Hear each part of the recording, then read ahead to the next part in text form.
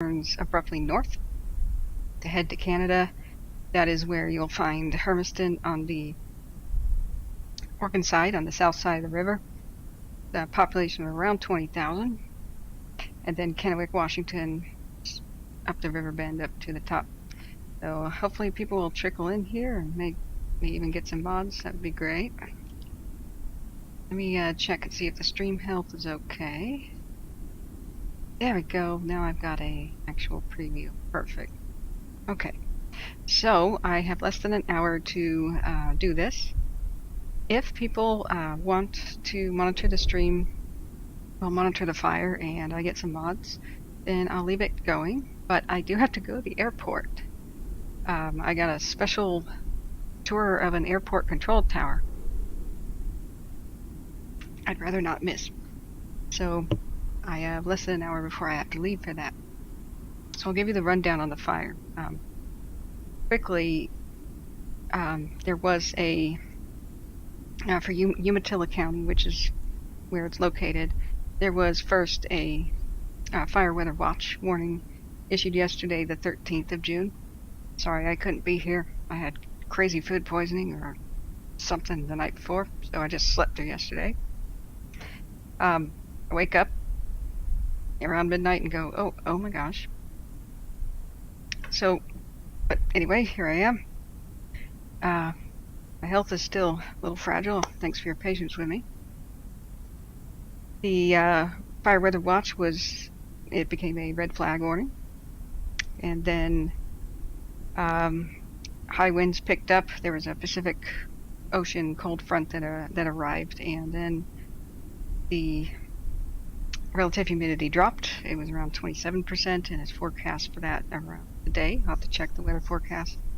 And you know what happens: high winds, low humidity, dry grass, boom. So the National Guard was called in. We can go ahead and look at some of the news media here. Usually people are here, but now I'm wondering if we're actually streaming or not. Oh, there's Smitty. Thanks, Smitty, for coming in. How are you doing with the COVID?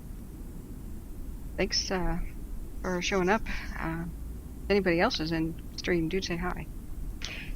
So what we have here is the Oregon State Fire Marshal Office mobilized a firefighting task force yesterday.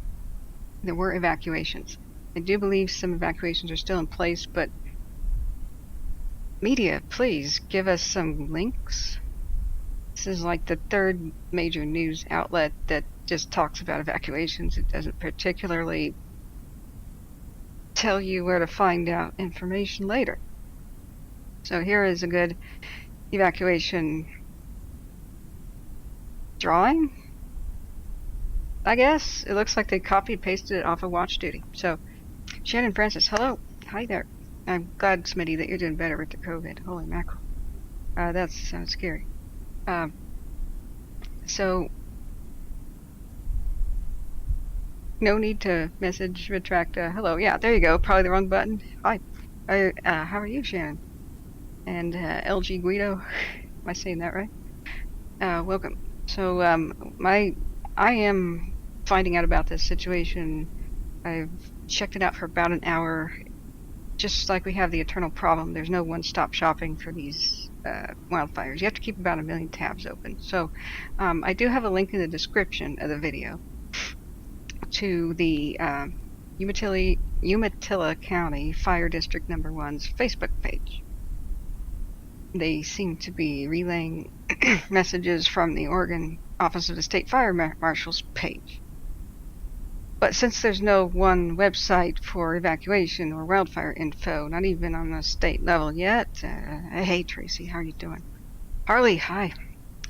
Welcome, guys. I guess we have to do the job of the state, that job they should be doing, which is telling people what to do and where to go and where to get the info. But we're used to this, eh? So, how are you doing, Tracy, by the way, and Harley? So, as you can see, the nature of Eastern Oregon's landscape in this area is best described as scrub. Eastern Oregon is a high desert, and geologists will just start going, hey, to argue, don't argue. It's high and it's a desert. You know, that's all the public needs to know. you climb out of the Willamette Valley and get to eastern Oregon, you don't descend as much as you do on the east side as you do on the west. So it's higher than the Willamette Valley. It's got more extreme weather. I can tell you right now, I'm not man enough for eastern Oregon. I tried camping there in June once, and never again will I ever camp in eastern Oregon in a tent. It's you freeze, your breath freezes all night, and you freeze to death. Your morning coffee, your hands are shaking, and going numb as you're trying to make it. You put on your coat and every layer of clothing that you have available to you, and by noon, it's like 110 degrees, and you're stripping off every layer you have, and you're trying to find shade, and you're going, oh God. That can be what June weather is like in eastern Oregon. So let's check out what the forecast is going to be. Right now, they went door to door for the evacuation notices yesterday. It's high on my priority to link somehow where you find the information about it. But right now, I could tell you Watch Duty. The app is called Watch Duty. Get this on your phone, and it's free. You can put 4 counties on Watch Duty, monitor those, and it will give you up to the moment information about the evacuation orders and such, because these people are saints who made this. They took a lot of what I was complaining about and fixed it. One-stop shopping here for each individual fire. That's going to be one of the best ways to know about evacuations. For example, right now, the last update on the HatRockFire, and it's called HatRock because it's by HatRock State Park, which is on the Columbia River. The Umatilla County Sheriff's issued evacuation notices for the Juniper Canyon area along Hartwell Road, Walua Road, and Hatchgrade Road. And yes, they were going door to door. That occurred yesterday. And that was on the level 3, which is an order. Strangely, though, it wasn't mandatory. They keep saying in the local news here, so I should scroll up to more interesting images, that even though it was a level 3, which it's ready, set, go! Go is level 3. There's a nice little guide here about how to understand the ready, set, go system. There you go. They did not make it mandatory. Don't know why. Might be that Eastern Oregon people are often armed. I'm just joking here. Level 2, the get ready, were around north of Highway 37 in Pendleton, Cold Springs Highway. Excuse me, Pendleton Cold Springs Highway, not Pendleton Town. And west of Kings Corner Road, north of South Juniper Canyon Road, and west of Van Sickle Road to the Washington State border, which means the river. Because technically the Washington State border is in the middle of the Columbia. So, evacuation notices, they have set up for anybody who might need shelter, 1705 East Airport Road in Hermiston. This is going to be all the stuff you need on Watch Duty. You click the little notifications button on Watch Duty, and when they get new info, they let you know. So that's a wonderful resource. I have tried for an hour to just find out all that info on my own through Facebook, Twitter, and the various county websites. And I found it in about 5 seconds on Watch Duty. So, that would be awesome. Also, Watch Duty has had a major update. You can monitor most states now, which is awesome. So this is not news to people in California, probably, who have Watch Duty. That's where it started, but this is awesome. Do spread the word. Now, if you want to give them $1 per month, then you can do all the counties of your state, pretty much all the states covered. That's what I have, and I get spammed with notifications. However, I do need to know about this stuff first, for obvious reasons. So, shut up, computer. Sorry if you can hear my computer sounds. Alright, so let's look back at the chat. Harley Ryder says, wondering about this fire season for California due to all the rain and stuff. I will answer that in a second. Let's answer any questions about this fire first. I want to get that out there because anybody tuning in just wanting the information should know about this particular wildfire. And then we can talk about the other subjects. And if people check YouTube and find out about our little channel here, then hopefully they'll trickle in. But I expect that nobody will see this while we're live. If I have to shut it off pretty soon, probably around 10:20. That's what I have for you mods. If you want to keep it going, we could keep it going with you guys telling the public where to go, what to do, and kind of monitoring it yourselves. Oh my god, computer. I'm sorry, it's connecting, reconnecting. I have a faulty cord. Let me just pull the plug on that, sorry. So, excuse me. If you mods want to volunteer to babysit for an hour and a half, then cool. If not, then we'll terminate the stream and come back. That's the agenda here. So Ben just says, thank you for your tireless efforts. God bless. Hope you're doing well. I'm getting better. Thank you so much for the support. Because positive messages keep me going like the coffee. I'm sorry, I still have a sort of a ghetto microphone setup, but better things are coming in the works. Once the little remodel thing is finished in this room, I can have a much better setup. So, Repairing Studios, oh hi there. It says I rode a motorcycle through there in the summer and thought I was going to die. Yes, Eastern Oregon is a no country for old men. Only the tough can work and play there. There's a reason the Oregon Trail ended up in New York, in Oregon City. It ended in the Willamette Valley. Nobody stopped in Eastern Oregon. Not offending Eastern Oregon. I'm going to say this. It's because mostly it was city slickers that were on the Oregon Trail. They gave away Eastern Oregon land like 40 acres at a time. All you had to do was improve it by putting on a house, a barn, and dig a well, and sit there for 6 years on it. And after the 6th year, almost everybody left. They could not hack it. The temperature extremes, the haboobs, the dust storms a la, Arabia, the tumbling tumbleweeds, which will bury your entire house in random action storms. I remember once I was driving a truck in Eastern Oregon, and tumbleweeds suddenly came out of nowhere like a giant herd of buffalo, and they slammed against this semi-truck in front of me, which I lost. I mean, he was like 50 feet in front of me, and I lost track of him, so I slammed on the brakes because the dust overwhelmed the semi-truck. Then the tumbleweeds started slamming against my truck and his, and I thought they were going to push the semi-truck over. I started yelling, and we couldn't move until we somehow forced our way out of the vehicle, which was tough because the tumbleweeds were making a viney sort of a cage.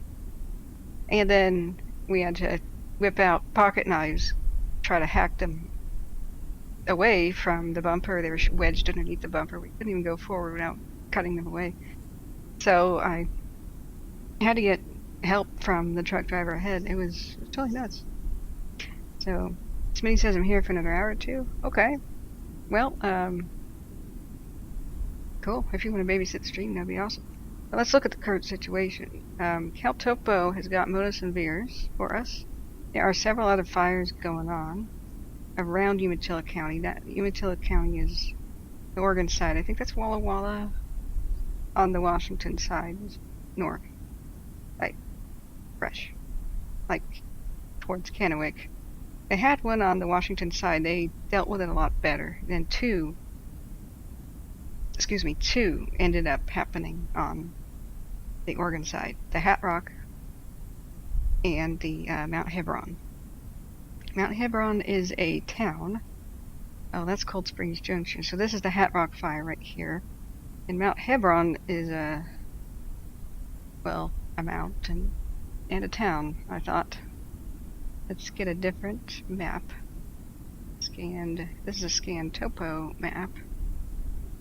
Hebron, I think is that's Walla Walla Junction. I'm sorry, I've only been to Eastern Oregon briefly, and a few dozen times. That was as a truck driver. It's not like we toured it, and ghost towning on other occasions. So I didn't actually go to the population centers. Either way. So the Mount Hebron, let's look at the latest information that Watch Duty has on that one. I don't think they have it as listed as a separate fire, actually. But there's one on the Washington side called the Meals Fire, and I don't see, it's right around here. I do not see, it's just south of Hover Park, which is here, see Hover Park, up in this canyony stuff. And it says it's 1,000 acres, 20% containment, and the homes are no longer threatened, which is awesome. So, structure threat being mitigated, it's estimated about 1,000 acres, 20% contained. And this was a 14 hours ago update. So there is a Twitter for the Meals Road Fire, hashtag Meals Road Fire, meals as in dinner. So we could check that out, but that's Benton County. So they've got helicopters on it, which was a 14-hour ago update. I imagine they peeled off to try to help with the seriously exploding yesterday fire of the HatRockFire. And this is 10,000 acres here. Now if we go to Veer's progression, wow, you'd expect a lot more color codes on in this. What Veers does with a progression map is shows you how the fire spread through the Veers satellite, or VIIRS. I've never heard how you're supposed to pronounce that. I'm just going to call it Veers. So red would be, let's look at the actual code before I make stuff up here. Less than 12 hours old as a hotspot. So that would be theoretically where it's still active right now the most. Then orange is 12 to 24 hours old. When you have a large area that's red and orange, that means it's spread fast, absolutely quickly. The time that it was first called in or first reported was about 11 a.m. By the time I woke up at midnight from my stupor, it had surpassed or thereabouts 10,000 acres. So, wow. I can tell you about the terrain here. The Columbia River is a gorge. So it's got very, very high cliffs on either side of it. That's why they call it that. You can see wherever you have lines on a topo map that are really, really close together, that means that it's extremely steep. Each line will be either 100 feet, which is typical. The distance between each line is 100 feet. So you can see the dense amount of lines right here. It goes from water level to, you even have to mark it here because you can't really count them, 400 feet right there. And you can, it's like tree rings. It's hard to even draw that. So you can see how steep it is. So any sort of fire that's going to start in this terrain is nightmare mode automatically. Not just hard mode, nightmare mode. The only thing I could say is thank God it's a scrubland. Flashy fuels that they burn really hot, like oily bushes and stuff. Like I said, tumbleweeds everywhere. Almost all dead. But it's bushes. So while it burns hot, it burns fast, and then it peters out. Thank God it's not a big forest. I mean, it's totally different than the horrific wildfires further down the gorge closer to Portland, like the Eagle Creek. Was that the one they gave it the name of before? Down over here by Multnomah County, the Bridal Veil area. Let's see if we can turn on fire history. This one here, Eagle Creek Fire of 2017, was the one that you saw the crazy images of people golfing, which was actually the Washington side of the river. And in the background, it looked like a raging wildfire in hills and massive forests, because this is heavily forested out here. That was an accidental stupidity fire, where a teenager is playing with smoke bombs and pranking people and throwing them on the trail. But if this fire had started over here where the forest is, that would be just absolutely nightmarish. So let's go back to fire activity instead of history and go back to Hermiston. So looking at possible structures threatened and whatnot, you can see dang well where they closed the highway here. This is not I-84, is it? Yeah, they called it the highway to Pendleton. Pendleton is the next biggest town out here. You know, a big town has, 5,000 people in eastern Oregon. So HatRock State Park, boat ramps and such, recreational. We put on the structure map. I'll look back at chat in a second, I promise. Oh yeah, we were gonna do the weather too. Looks like wind coming out of the west right now. Southwest wind blowing to the northeast. So the structures somewhere around Cold Springs Junction, that would probably be Oregon Trail stuff right there. There's not that many springs in eastern Oregon, so pioneers made their trails, those areas. So let's see, Cold Springs Canyon Highway. Let's see, where is Pendleton? Right here, we'll switch our map to PF Outdoor. Hermiston, yeah, Pendleton. This is I-84, a really big freeway, which basically was paved right on top of the Oregon Trail. What's really sad is you can't follow in the footsteps of the pioneers, because they did not preserve the Oregon Trail when they made the freeway and the highways. They went, oh, let's just pave right over it.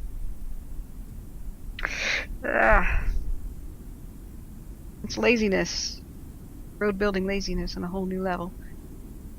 But I guess in the 1920s and turn of the century, the Oregon Trail wasn't that old and not that special. So I-84 goes to the South Pass through the Blue Mountains towards Idaho. So the actual highway closed is the one that hugs Cold Springs. One here is the one that hugs the river. Alright, going back to look at chat. So Harley Ryder says wind gusts in that area will be a problem for the fires, right? Also the 27% forecast humidity. So there is some positivity. So the last reports we had for the HatRock Fire, let's return to that one, was they fought fire with fire. They completed firing operations over the night. So just 9 hours ago, which, well, it's just after midnight, they did a firing operation. It was completed. And everything the firefighters can see along Juniper Canyon is holding for now along a 2-track road, fingers crossed. So where is Juniper Canyon? Let's take a look along 2-track road. Sometimes you can just go Juniper Canyon, and we are on the Caltopo website, Oregon. And sometimes you get lucky and it picks the correct one. So Juniper Canyon Road is what they said. So this is the one that hugs the river. I see a lot of high tension power lines here. We have no word on what caused it. Now, this stuff in red may just have been their firing operation that they did. So the idea behind lighting backfires, which is what they're doing, what a firing ops is you know which direction the wind is coming. You got to be pretty certain about that. So the embers that are in higher elevation here, because let's go back to the one that shows elevation. We add shaded relief, you can get a much better idea of elevation. And go back to scan topos.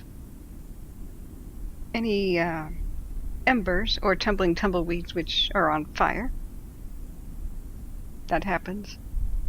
will be going towards northeast. So what firefighters will do is go to the northeast and light that vegetation on fire in the still of the night when there's actually even possibly frost on the ground, knowing Eastern Oregon.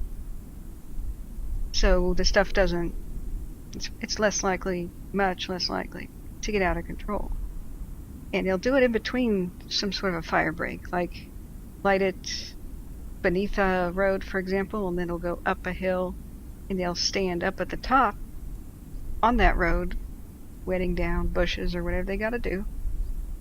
And when the fire reaches that road, they'll stop it. But what you get is a nice bit of charred earth. You get scorched earth. So when these embers, on fire tumbleweeds or whatever it is, go to that spot, they've got nothing to burn. So all you gotta do is put enough charred earth here in the direction the wind's going. That's your best hope of stopping something like this.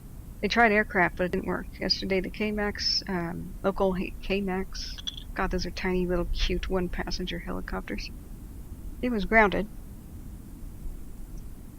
for lack of visibility a la smoke. So if you're not going to be able to utilize the best tool in your toolbox, which is aircraft, this is your next best thing. Or Eastern Oregon is pretty dang dry, and it's a usually giant cliff between you and getting any of the Columbia River's water.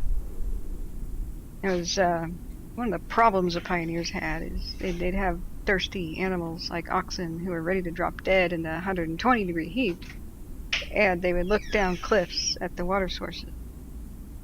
The Ice Age floods that happened carved all of the canyons really, really deep.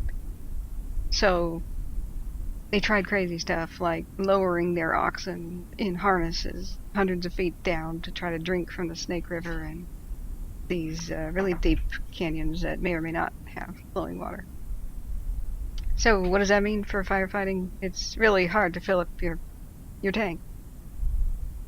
Being that this is super rural, it's not like random. I'll show you what I mean. We can look at another layer here and put on global imagery like satellite. Being that it's super rural, these are round fields. The green is fields are round in Oregon because of the way they water. You've got an arm in the middle of the field and it irrigates, and so it goes around like a clock, right? So all the fields are round. This is the irrigated land. It's easy to get water to it, and up in the canyons and stuff, this is dry as a bone. So if you're going to fight the fires on the ground with water, you have to have a gigantic string of water tenders, which is a bunch of trucks full of water. And they have to go up these really poorly maintained, half-abandoned roads. I mean, some of these don't get a vehicle on them for months. They may not have been maintained for years. Most of these roads are from the Eastern Oregon Gold Rush of the, 1860s? You know. So, fight fire with fire. Those are your main options. So, I wouldn't be worried about this red stuff over here. In fact, the evacuations, if I just had to guess, that were around that area were probably precautional. Is that a word? Precautional a word? I just made it a word. I mean, firing ops always have a little bit of an element of danger of them getting out of control. But they usually are your best option, nevertheless. So, the good thing about Eastern Oregon firefighters is they know what they're doing. This is the place to do it. Alright, looking back at chat. It's called a pivot, JL. Thank you. Yes, I knew that. I totally knew that. They're really, really cool. So, let's look back here. And we had questions about... Well, before we get to California or any questions like that, so I'm going to leave in about 20. I want to get a current status best we can on this, and then I'll answer questions like what I think about California's fire season. I love Holt Henley to death, but he's a perpetual optimist. And I'm not.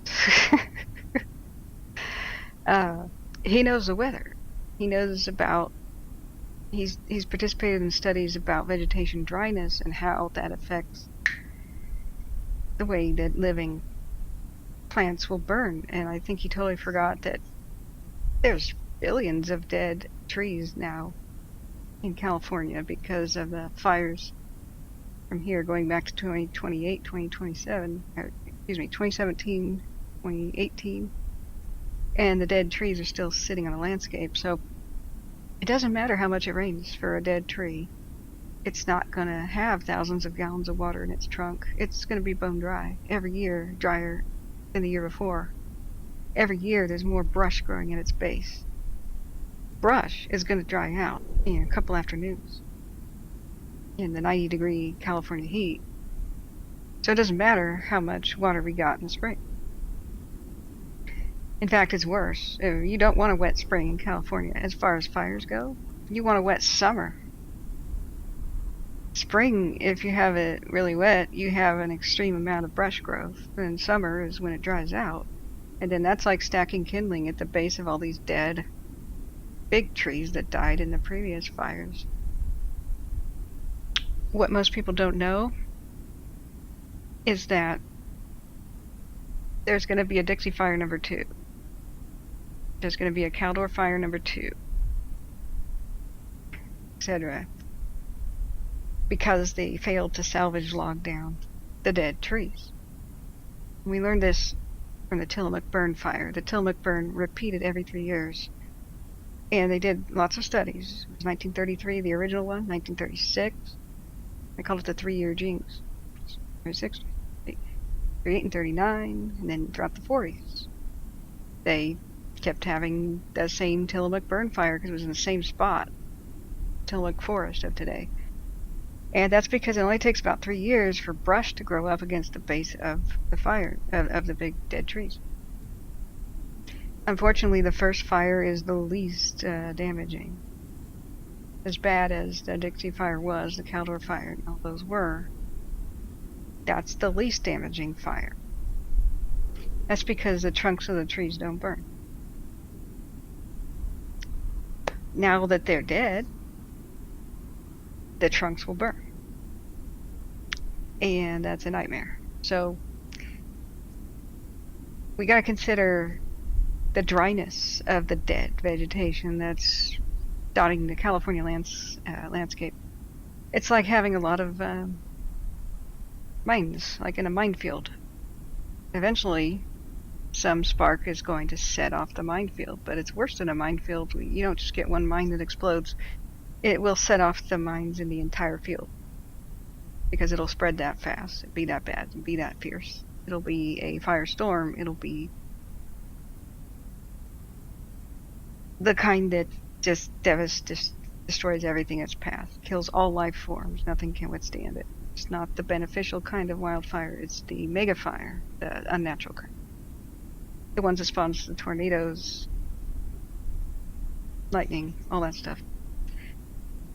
And moves extremely fast and can't be stopped.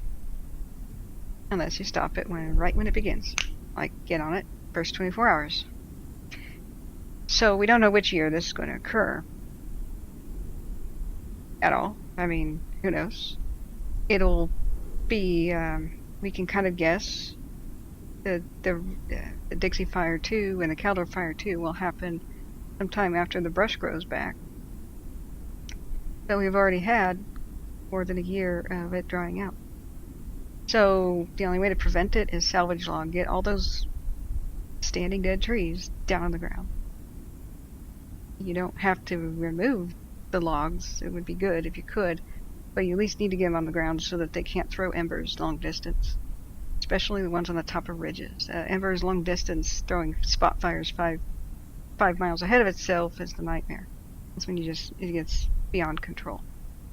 So how bad will the wildfire season be if we have a nice wet summer with all the lightning storm season that's usually July and August? Then it won't be that bad, because theoretically the lightning will be rained out the moment that it strikes. If we have dry lightning, hold on to your butts. Depends on those factors. How much brush has grown back. I don't live there. I haven't checked it out. So, citizens, you can report for me. Just go to the places where the previous wildfires were and tell me how much brush grew back. And the Caldor fire pretty much incinerated all seeds, and mostly the Dixie fire did too. But birds will eventually take craps all over the landscape and deposit seeds. So, who knows? The good news is the El Nino usually makes wetter and colder California. What is my big concern? Oregon and Washington. Because El Nino makes hotter, drier stuff. It's the way it affects the jet stream. And the last thing I would say about California is California better put out all the lightning strike fires like they scramble to every year. Those of July and August, which is the lightning season, before the Santa Ana wind season, which is winter. California's worst fire season is winter. So, there's a lot of factors. The jet stream will go bonkers because of El Nino, but hopefully in California's favor. So, knock on wood. Or that's glass. Knock on wood. Okay, let's check out the weather forecast. Hermiston. Let's go to. Should we go to? Which one's the? I almost forgot how to do this, guys. Off season, you know. Which weather forecast should we check out? We just type in Hermiston, Oregon weather. Which one comes up? But you know, my radar is the one I like to use the most on the phone. So it's 64 degrees currently with 38% humidity, 22 mile-an-hour sustained winds. Oy. So let's take a look at that's Weather Channel stuff. I hate the Weather Channel. Let's look at the National Weather Service. Click. Come on, let's go. Okay. Oh, hey, Z-Probe. Hello. I'm going to go with Z-Probe to an airport. So that's he's hovering in the background. He's probably like, come on, let's go. There's a fire, man. He's laughing now in the background. Hey, are you spying on me? God, that's hilarious. Alright. So, and I must put a shout out to C-Probe. He and my mom have really been taking care of me. He moved up here to Oregon. He said, screw California. In a nutshell. Not just because of the fires, because okay, if you're from there, I don't even need to say more. You just know. Okay. So, humidity is 39%. And today, the forecast, sunny with a high near 75. Southwest wind around 21 miles per hour with gusts as high as 26. I would err on the side of caution and say if gusts could be around 26, they probably could be higher than that. Eastern Oregon is just windy as heck. The topsoil has difficulty staying on the ground. There's not a lot of trees for windbreak. You've got the Columbia River Gorge, which is the massive wild card in the situation. Gorge winds are infamous for their crazy ferocity. It's pretty much the windsurfing capital of the world. I've seen people try to windsurf and try to stay on the water and fail and freak out because it might just lift them up 50 feet. Then they quit and say never again. So, excuse me, I've got to continue eating my breakfast here. I'm going to say, whatever the forecast is, it's usually conservative for the realities. And we have to remember that's kind of an average. There can be like 2 hours of the day where the wind's just totally nuts, but the rest of the day it's mostly calm. So, let's look here. Tonight it'll be mostly clear with a low of 48. Breezy with a southwest wind, 18 to 25 miles an hour with gusts as high as 36. That's not going to be good for tonight. Almost 40 mile an hour wind gusts. The only thing we going for it is the lower temperature. but I don't think they'll be able to do many firing ops tonight, which is a huge opportunity cost there. Tomorrow, it's going to be sunny with a high near 81. West wind 11 to 15 miles an hour with gusts as high as 23. The only thing that is positive here is the wind is going to stay coming from the west-southwest. So if it's blowing one direction, they might try a Hail Mary pass with some sort of firing ops, as long as there's no structures in the way to the northeast. But I don't know, that's quite risky with winds like that. So looking, let's see here. I heard it was going to be closer to 88 today, according to, was it KTU? But I wanted to point out that there's a really good, almost one-stop shopping information, which is KOIN 6 News. Has got, go to the news section here, got a wildfire section. So when you click on that, it's all under the umbrella of the wildfire area. So also in other news, a jury just found Pacific Corps guilty of starting part of the Beachy Creek fire, and I celebrate that. I think that's absolutely just. It was bleedingly obvious to everyone watching the situation, and the firefighters were in Gates, Oregon, were testifying. I mean, I don't know if they testified in court, they must have, but just saying to the general public that they had to abandon their own fire station because they did not turn off the power when there's 75 to 125 mile an hour wind gusts during the Labor Day storms of 2020, which erased so many towns I have trouble remembering them all, specifically the Beachy Creek one. The Beachy Creek fire was probably a lightning strike caused fire, which is in the middle of nowhere, near Detroit Lake, north of it. And theoretically, it only threatened the town of Jawbone Flats and a couple of small ones to the west.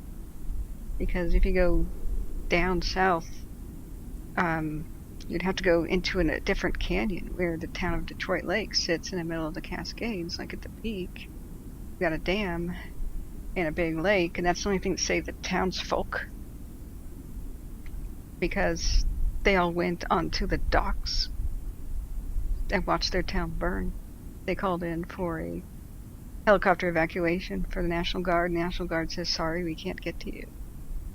So, against what I would have said as advice, they piled on some sort of a bus and took obscure logging roads towards Mount Hood to escape the fire. I would have said stay on the docks. But nevertheless, they'll probably make a movie about that escape one day. Go to the El Topo again. Go to Detroit Lake.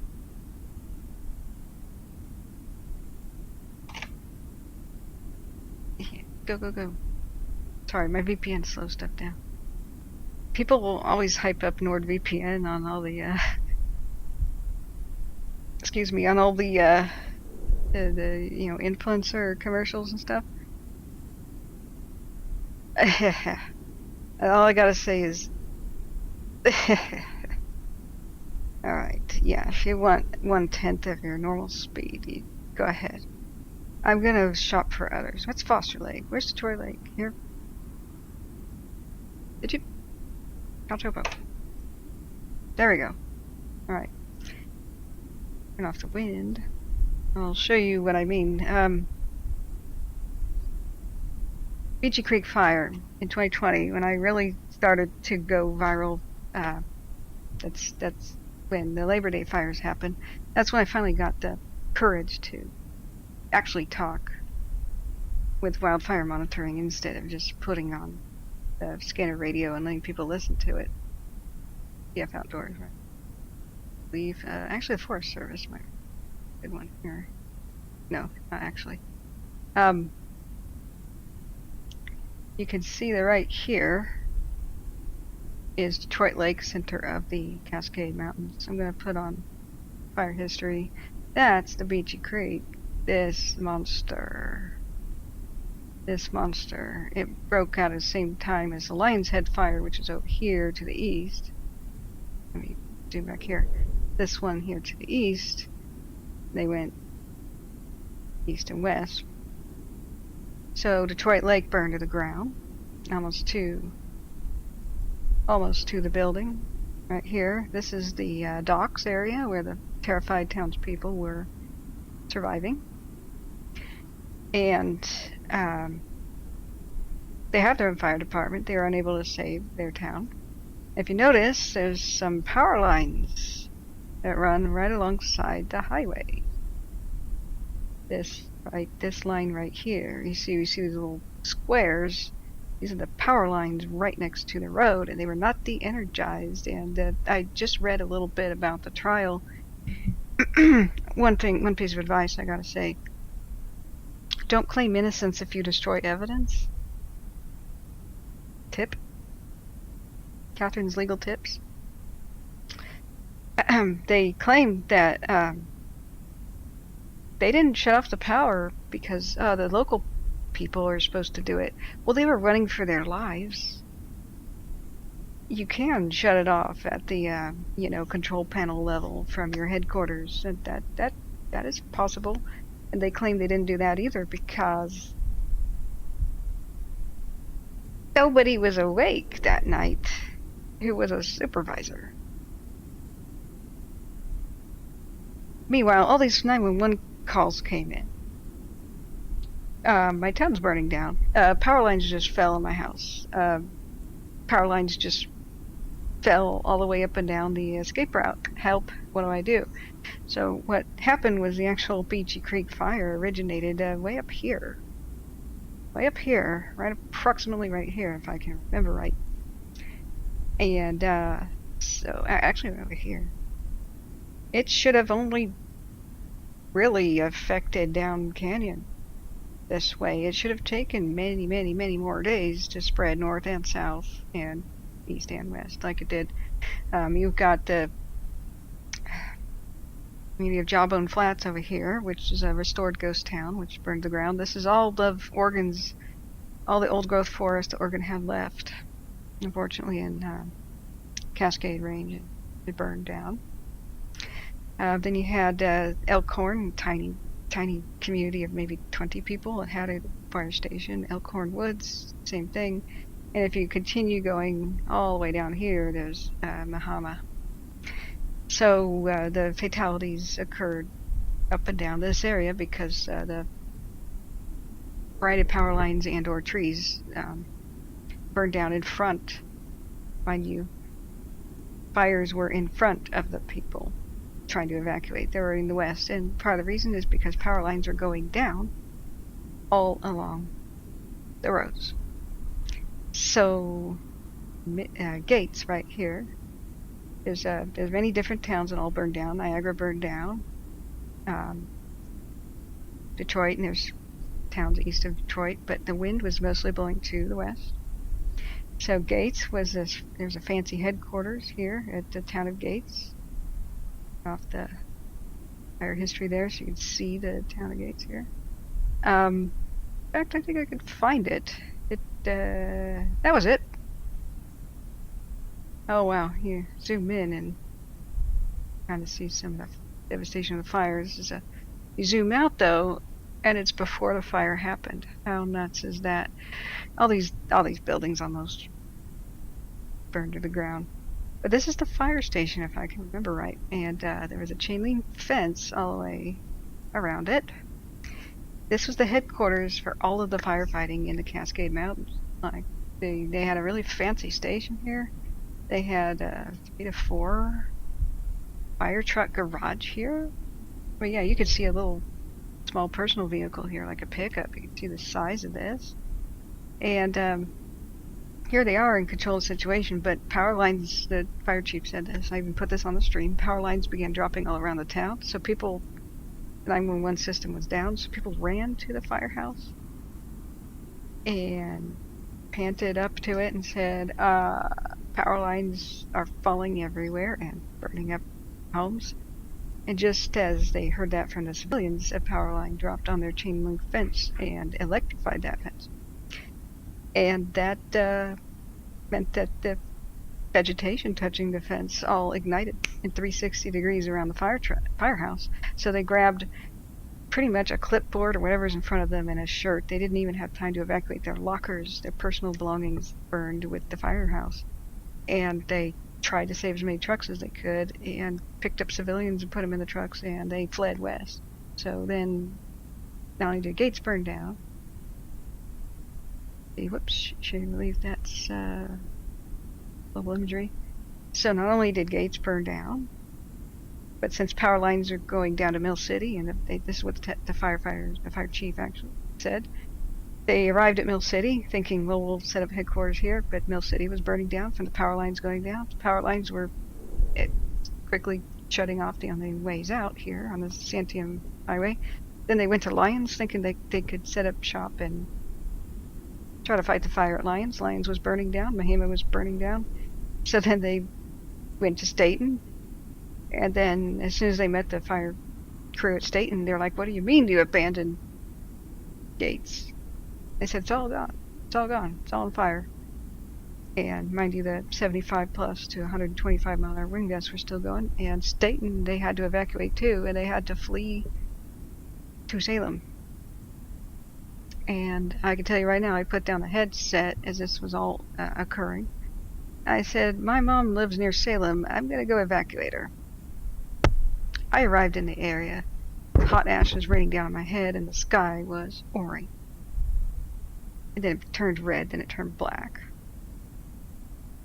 Then I came back. Then put my headset back on and continued Firestream. So, Pacific Core is Warren Buffett's owned power company. I believe that they may be on the hook. I don't remember if the trial has concluded yet for the devastating fire just last year. Hey, Mountain Mike. That was in Northern California. What was that one called? Gosh, I'm so sorry. I forgot about its name. I'm watching the clock here. I have to go within 3 minutes. So, not only does PG&E pull that stunt where they let their power lines fall down in the middle of raging windstorms, they detect surges all over the place, but they don't react. They don't err on the side of caution. So the way that PG&E got away with it, maybe that encouraged other power companies too, or maybe they were just kind of dumb. It's hard to tell between stupid and evil these days. But the jury did not believe their claims of innocence because they destroyed evidence. They took things to city dumps and whatnot and got rid of it. So I'm really hoping this sets a legal precedent, and other power companies will think twice about this. Other ones did the right thing. Portland General Electric de-energized lines east of Sandy, so this whole Mount Hood region did not burn. Look here. I think this is where Portland General Electric and some other small ones operate. Didn't burn. In fact, if it had, I mean, the people of Detroit Lake fled up here. They wouldn't have made it. It would have been a mass fatality event. So, what the world needs to wake up to is that power companies are starting fires that didn't used to happen in the past. It's not because of climate change and whatnot. There's really nothing that new about high winds and high wind events coming from the Eastern Oregon Desert or the Nevada Desert hitting California. They're seasonal. I mean, for Oregon it's a lot less common. But they are known about. And it's just common sense that when 911 dispatchers call your company and say, we've had more than 500 reports so far of your power lines starting fires, that maybe you should just turn them off, maybe. So that's one bright bit of news. Hopefully this is the kind of change that will prevent this crap in the future. We must remember the age of a lot of these systems. Sometimes power line systems are there since the turn of the century. That's when most of these began, when these little dams were created. 1906 was the age of the power lines that started the Paradise Fire, which I nearly lost my brother in. Jane Blackford, hey, welcome. How are you? Oh, and I gotta say one thing I'm mad about. Just as I was looking for wildfire information, let's see, which page was this? I think it was this one. No, probably not this one. That's not KATU. This one. Yeah, I tried to learn about it. By the way, this is the HatRockFire. See the pretty nuts. But I was scrolling down, and you know how to like suggest other things. It said that LA Times said that climate change was why California, there's an increase in the California acreage burned, and I almost choked to death on the food I was eating. Climate change is not an ignition source. These power companies are starting so many thousands of fires, PG&E being the #1 offender. It's not this one either. That what is actually happening, what the reality is sure, things burn hotter with climate change. That's a no-duh thing. But if you put out a wildfire when it's really small, it doesn't get to be a big one, climate change or no. What I'm trying to say is if climate change were not happening at all, we'd still have these devastating fires. Because when you have extra fires started by these power companies, there's not enough resources right now to respond to all of them. And I don't just mean respond quickly, I mean respond at all to all of them. 2020, 2021, 2022, 2018, all these years, to my horror, I saw unattended wildfires. Nobody responded to them to put them out at all because there was nobody to send. The Dixie Fire is California's largest fire ever, started by PG&E. That's been confirmed now. I mean, we always knew it, but it's been confirmed by investigation. It's a 1 million acre fire, just shy. Now somebody's going to butt in and say, it's the second largest. No, it was the first. If you count single ignition source, the largest California wildfire was, they're trying to say it was a lightning complex. Complex means lightning all over a place and then it merges. So that's different. When the Dixie Fire went and became a 1 million acre monster, 35% of the entire nation's wildfire fighting specialists went to it, including the National Guard, including the military, as in the Army, when they run out of personnel. And it still couldn't be stopped. It was only stopped by rain. Months and months later. While that happened, lightning started fires in the Sequoia National Park and thereabouts. And nobody got to it. It just stood there for a week or two, nice and polite. Just a small fire on the top of mountains with no wind really happening. But they would have been put out like that. But there was nobody to send. All the aircraft was on the Dixie. And then the Caldor started. It was on that. It was of suspicious origin. It was supposed to be arson. I believe it's arson. So, but mostly, the Dixie Fire, 35% of the entire nation's firefighters were on it. This repeated throughout different years. Power companies suck up all their fires that they start just out of carelessness, lack of maintenance, criminal negligence. If all the resources are on them, you can't respond quickly to the others or even at all. People who are near the Seal Rocks area in southwest Oregon in 2020, I had to keep telling them nobody is coming to your fires. And nobody really did show up. And eventually rain put them out. The rains in November. Smitty says, I remember when we were wondering if the Dixie might only be stopped by the Rocky Mountains. Yeah. Well, if winter hadn't arrived, They may have gone to Canada. I remember when the Tamarack was almost out.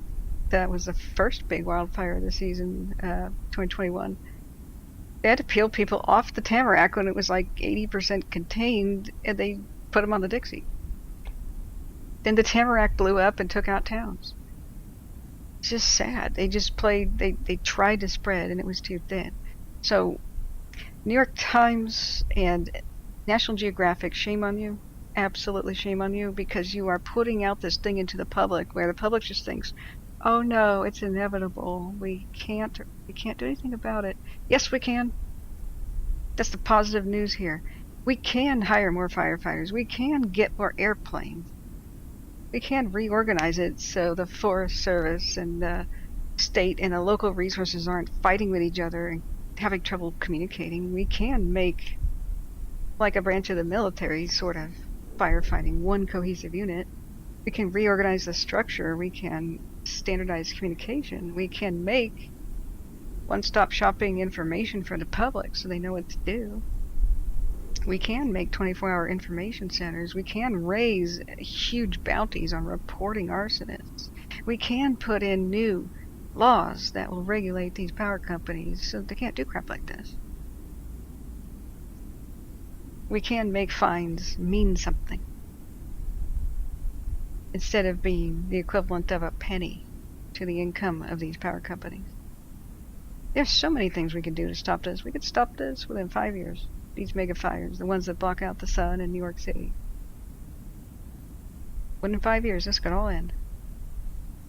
We can change the way that we do forest management. We can marry environmentalists and loggers together for a new type of logging called environmentally beneficial logging, where the forest is thinned and groomed instead of eradicated in clear cuts and in one section and left to be overgrown and unhealthy in another. You know, sanity's in the center. But, we have nothing to do because it's global warming. Yeah, global warming is the reason we have to do something. If you think that the status quo is what we can tolerate, we're going to lose all the sequoias on Earth.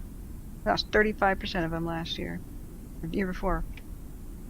Do you really want to wait and sit around on our asses decrying and drinking? Or do you want to do something? Push for change. And we're going to get it. Alright, friends. I'm going to leave now. Cryptid Walk says California governor released most of the inmate firefighters. The population went from 4,000 to 1,500. Exactly. That was stupid. You are very wise, Cryptid Walks, and welcome here. I don't think I remember seeing you before. You know, really, don't have Newsom in charge of anything. That's step one. For God's sake, don't elect him president to step two.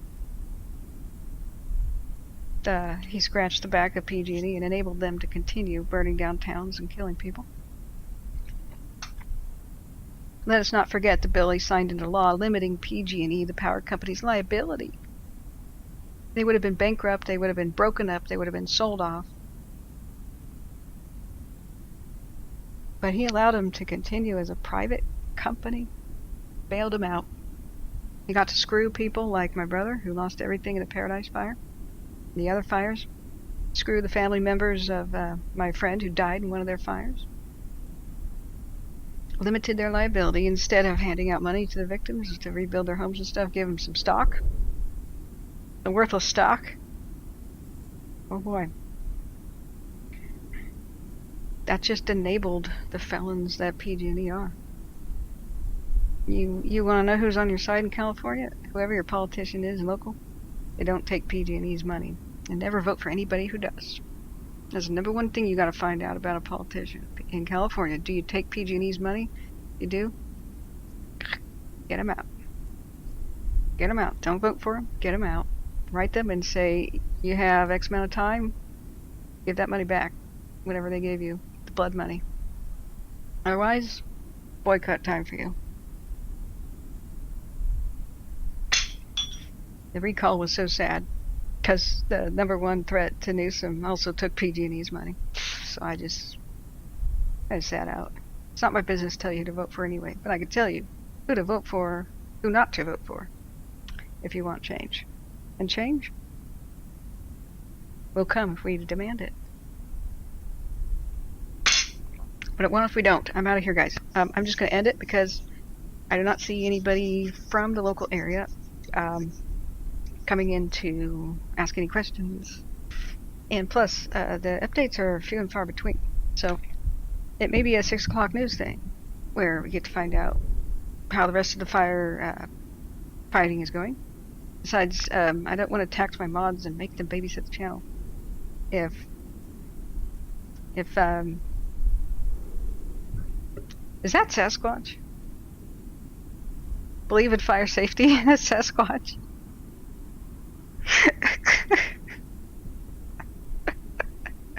I just noticed that, guys.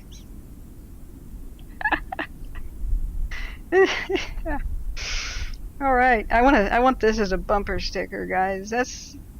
They got some great marketing at the Oregon State Fire Marshal's office, man.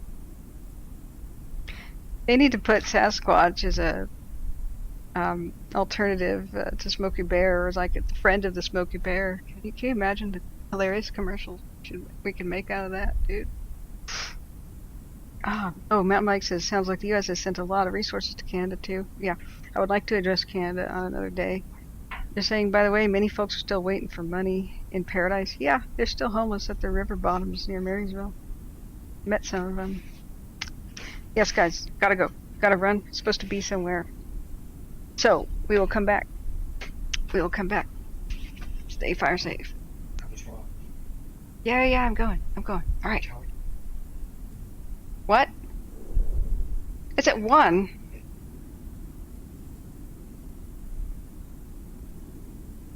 Oh, guys, I could stay here longer. You're fired. Like I'm checking Discord right now.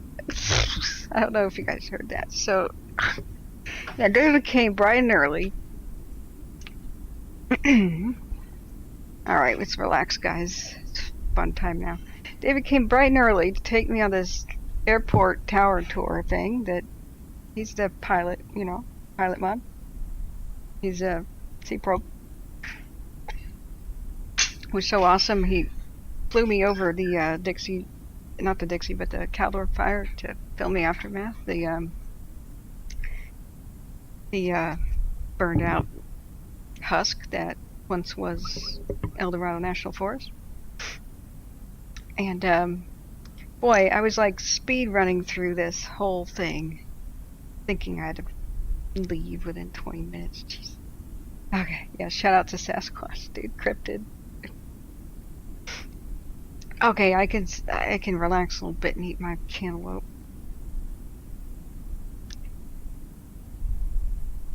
Alright then, how are you guys, man? Sorry I haven't been around very much. My health is still poor. It's much improved. I mean, I don't feel like I'm dying right now, knock on wood.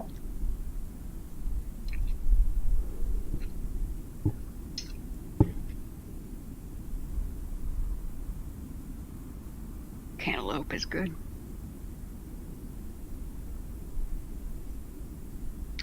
Okay, Smitty says he worked on a dozer out of the Dixie Fire. Jason Q, Sasquatch of Clipper Mills. Oh yeah, Clipper Mills. I'm glad Clipper Mills survived. So many towns didn't. The Dixie Fire that I knew and loved. You guys want to hear a joke? Yeah, I just drank coffee with a spoon in it. This is weird. My webcam is reversed. Terrible webcam. I apologize for it. Terrible microphone I got, but I have to remind everybody this is funded by donations. If you at all can donate, your dollar matters right now. I went months without streaming because I was fighting for my life. And YouTube algorithm and whatnot is not kind to anybody who doesn't stream for a bit or doesn't produce any content. So it was really weird. I lost subscribers to the tune of at least 30 per month, even if I didn't do anything, even if I didn't stream. There's a theory that YouTube just punishes people. You don't constantly add content, like even daily. It just deletes your subscribers. I don't get any feedback like, oh, I'm offended by your channel, I'm going to unsub. It's pretty neutral. I'll rant about the evils of PG&E and power companies every so often. But, you know, I don't usually make anybody mad. I understand that some people tune in when fire danger affects their town and unsub when it's over. That's natural. But for the most part, that happens right after the fire ends. It's not like people look at their subscription list and say, oh, I haven't heard from that person in a long time, so I'm just going to delete. I don't really know anybody who does that. But this is entirely donation funded. So my ability to do this depends on donations. I hate begging for money. This is what YouTube does, though. I have no plans ever to put any ads on life-saving emergency type stuff. I never want anybody to get an advertisement live. This is just that's just sick and wrong, really. The only things that I plan to perhaps monetize will be an affiliate link thing. Say I test out fire safety products or whatnot and recommend them, and then if you use my link, I get a little bonus. Doesn't cost the person anything, but it's a referral fee, right? Amazon offers that, GoPro and stuff like that. And I think that might be fun. I could test fire blankets and see if they work. Light things on fire with the help of the local fire department maybe, and test if things actually work. That sort of thing. But I don't want to run ads. I never want to stop the stream and say, have you checked out Manscaped? You know, it's the best genital hair trimmer on earth, man. Which, God, is what some streamers do. Literally, manscaping is the trimmer for down under. I was once watching something about the Edmund Fitzgerald, and it was this tragic tale of a shipwreck with all hands lost, and then in the middle of it, Manscaped came up, like an advertisement for genital hair trimmer. I just, I don't want to do that. That's just not me. Oh, Cogito, hello, how are you doing? You love Manscaped? Would it be ridiculous if I was there?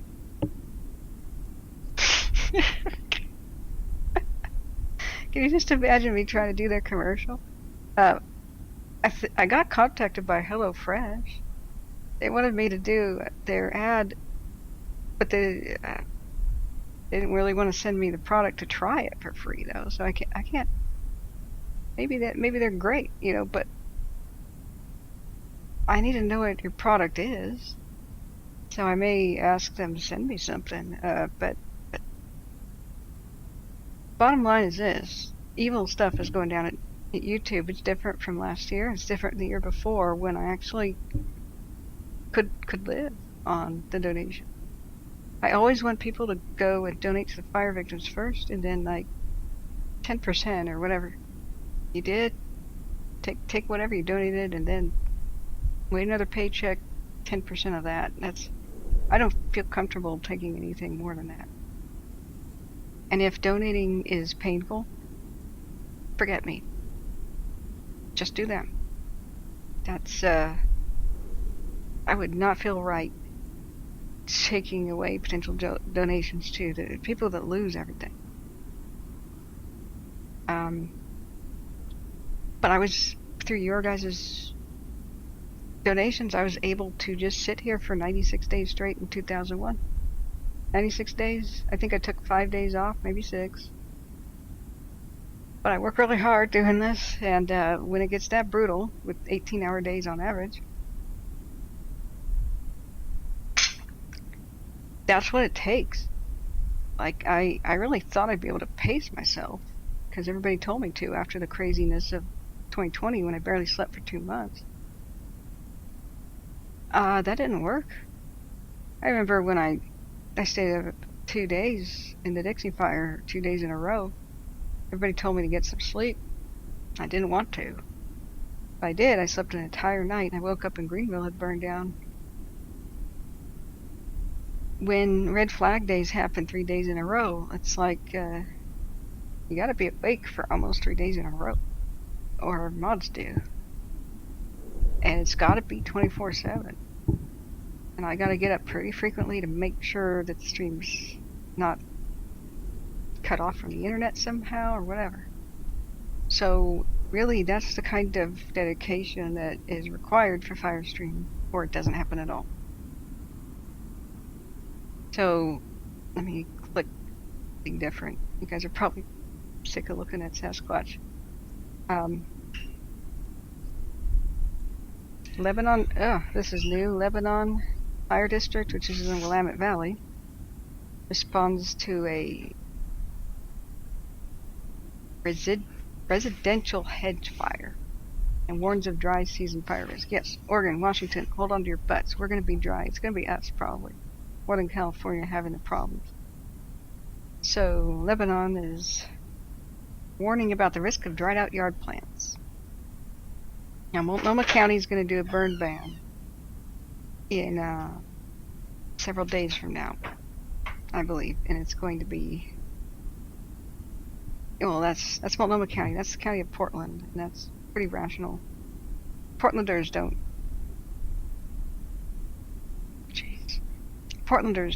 have to burn much. I mean, Multnomah County does stretch into the gorge a little bit.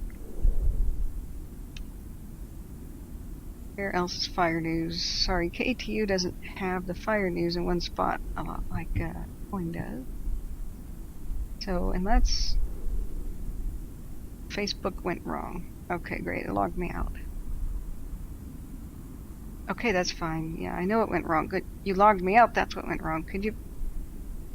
Facebook! Ah! Okay, guys. Let me log back in. Off screen here. Oh, it's really freaking out. Okay. I want to make sure there's no new evacuations or anything. I don't expect the fires like the HatRock to be bad until the afternoon when the heat increases and the wind increases. It logged me back in on its own. Okay, now I'm really worried about Facebook. So let's go to, it's umatillafire.org. Ah, okay. Let's do that. Umatilla.org. Are we gonna get evacuation info here finally? Go. See, this is NordVPN for you. They call it uninfluencing when you tell people something's hyped up and it's not that good. See how long that took? I have some fiber optic internet and that took that long. This is, welcome back to dial-up stuff. Follow us on social media right now. Okay, tip. Umatilla Rural Fire Protection District have evacuations right front and center, like one of these buttons should be. Evacuations, current, boom. But we gotta dig. Follow us on social media, services, board members. God's sake. Facebook, Instagram. God. Twitter's actually better for this kind of thing. Okay, no joy there. Let's continue the quest for where is the Hat Creek evacuation information located. Hat Creek Fire evacuation information. Oregon.gov? You would think it would be there. InstaWeb? Is there really an InstaWeb for this? No, that's the Double Creek Fire. Google, you suck. Alright, let's just look at InstaWeb in general. Incognito, that's a pretty funny joke. He's like, oh, yeah, thank you for being here. Oh, wait, I wasn't correcting you on anything. He says, buy Manscaped now. Now back to the multi-state fire. I think that's pretty funny. Hey, John Robinson. So, yeah, do keep popping in. I love you, Cogito. Mwah. Cogito was one of my original gangsters. He was the first firefighter to give me the actual confidence to do this. I felt like, who am I to tell people about evacuation info, even though I was just reporting what the news media and the government was saying. I was like, should I be doing this? He was like, yes. Nobody else is. The government isn't doing it. So he took me under his wing.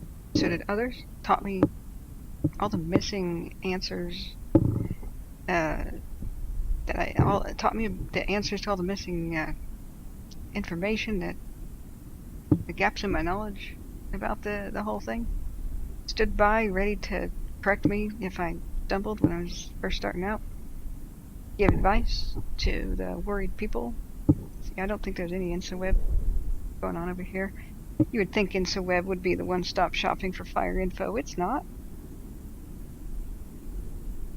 It's only for certain departments that are overseeing certain fires. It's just, oh God. This is why I had to upgrade my processor just to have 60 to 75 to 300 tabs sometimes on 3 different monitors open for Firestream. Firestream is very expensive. I had to fork out $500 for a new processor to allow that to happen, and forked out $800 for a video card to handle this too. So, but with your kind donations, I was able to. So even if you Google search, here's something: Central Oregon Fire Info, National Interagency Fire Center. Let's see if any of these two will give us what we need to know. This may not be governmental. These days, you can buy, anybody can buy a .org website address. You don't have to be from the government or a registered charity. You just have to be an organization of anybody. So it's good to look up, who behind the website. Central Oregon Fire Info website is supported by Promoting Ecosystem Resilience and Fire Adapted Communities Together, a cooperative agreement between the Nature Conservancy, USDA Forest Service, and the agencies of the Department of the Interior and the Bureau of Indian Affairs, Bureau of Land Management, National Park Service, and U.S. Fish and Wildlife, do a sub-award to the Watershed Research and Training Center. This institution is an equal opportunity provider. Okay, we're just going to call it Patchwork Quilt Organization. Northwest Interagency Coordination Center. There we go. Who are these people? Ah, predictive services. Oh, we could do predictive services. That's a fun video. Got a robot voice. Okay. And we can follow him on Twitter. Let's go. Let's see. Let's go, Twitter. Once again, this delay is brought to you by NordVPN. Ah. Okay. Alright, what's the latest? That was from June 7th about thunderstorms and over the same area where this fire is.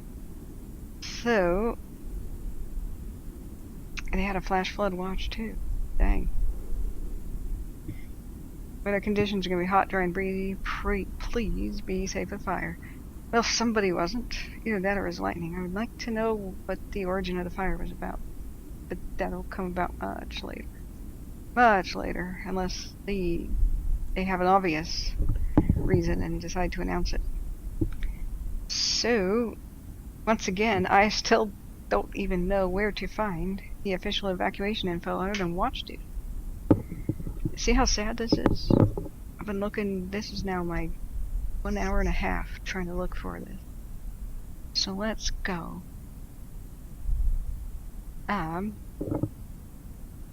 Google doesn't know. Hat Creek Fire Evacuation Info. You can go to Tools anytime and change it to the past 24 hours. Governor Kotek of Oregon has invoked the Conflagration Act, which is our brand new fire bill for Oregon. Conflagration Act. That was in response to the 2020 nightmare, where we lost more than 20 towns.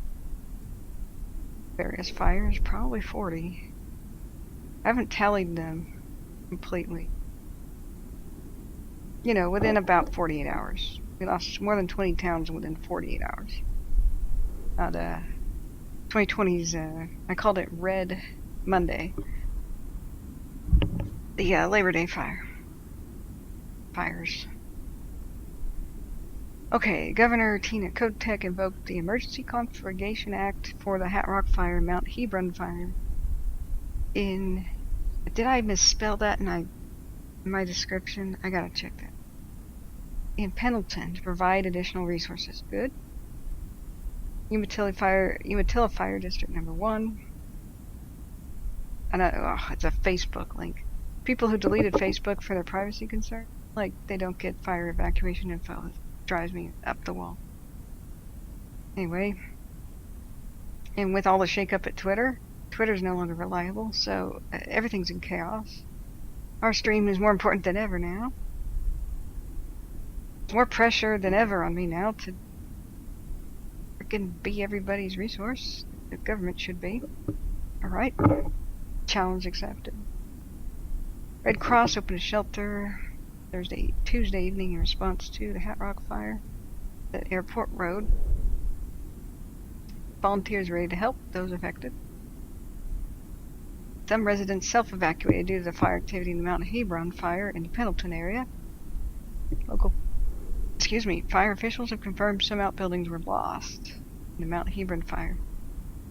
Okay, then let's check on its acreage. Mount Hebron, Oregon. Okay, that went entirely to the wrong state. Caltopo.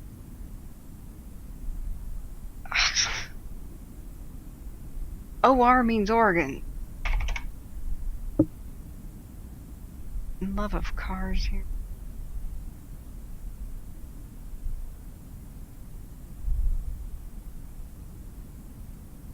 I don't see any hot spots, and this does not seem like... No, it's by Pendleton. Okay, let's manually search. This must be it right there. How many Mount Hebrons are there? Is it biblical name or something, or there's one all over the place? Alright. Aha! Mount Hebron of Pendleton. Look at that substation. Look at these power lines. It's crossing.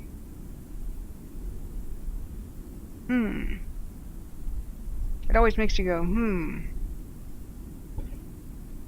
Burlington Northern Railroad. Looks like it was in a subdivision here. Now, remember, with the way that modus and Beers works, the snowflake may be right here. That doesn't mean the fire started right here in between these two houses right on that street. The snowflake is in the center of a circle, and the circle is the margin of error, so it could have been anywhere within this circle. And you've got other hot spots here, here, here, here, which, judging by the way the wind was going, embers flying across the canyon would be my guess.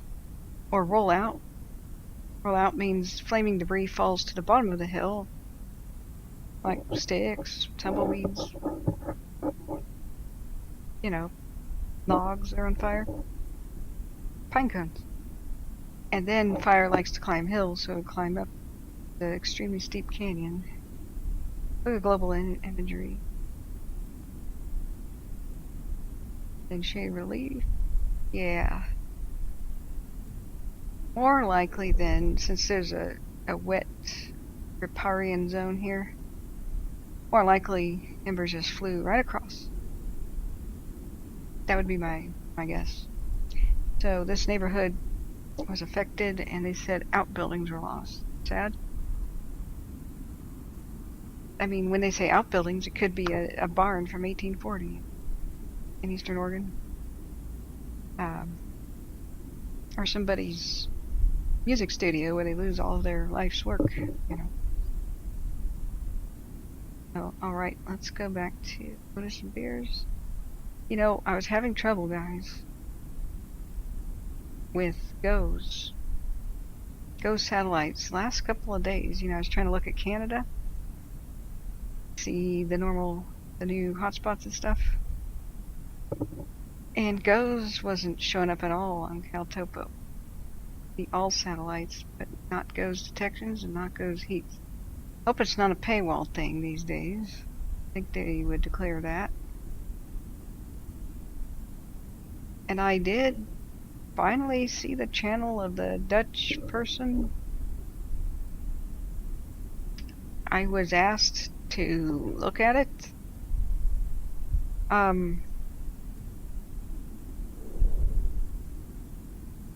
He was freaking out pretty bad about Canada. I had zoomed into Saskatchewan and said that it was a multiple fires started all at once on a clear day, meaning they couldn't have been lightning.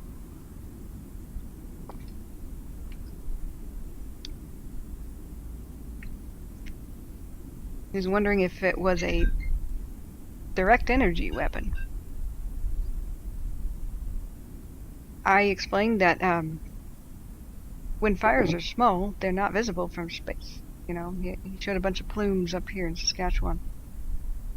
And they just appear. Poof, I counted about 19. And then going from the northeast to the southwest, all in the same direction, was these big smoke plumes.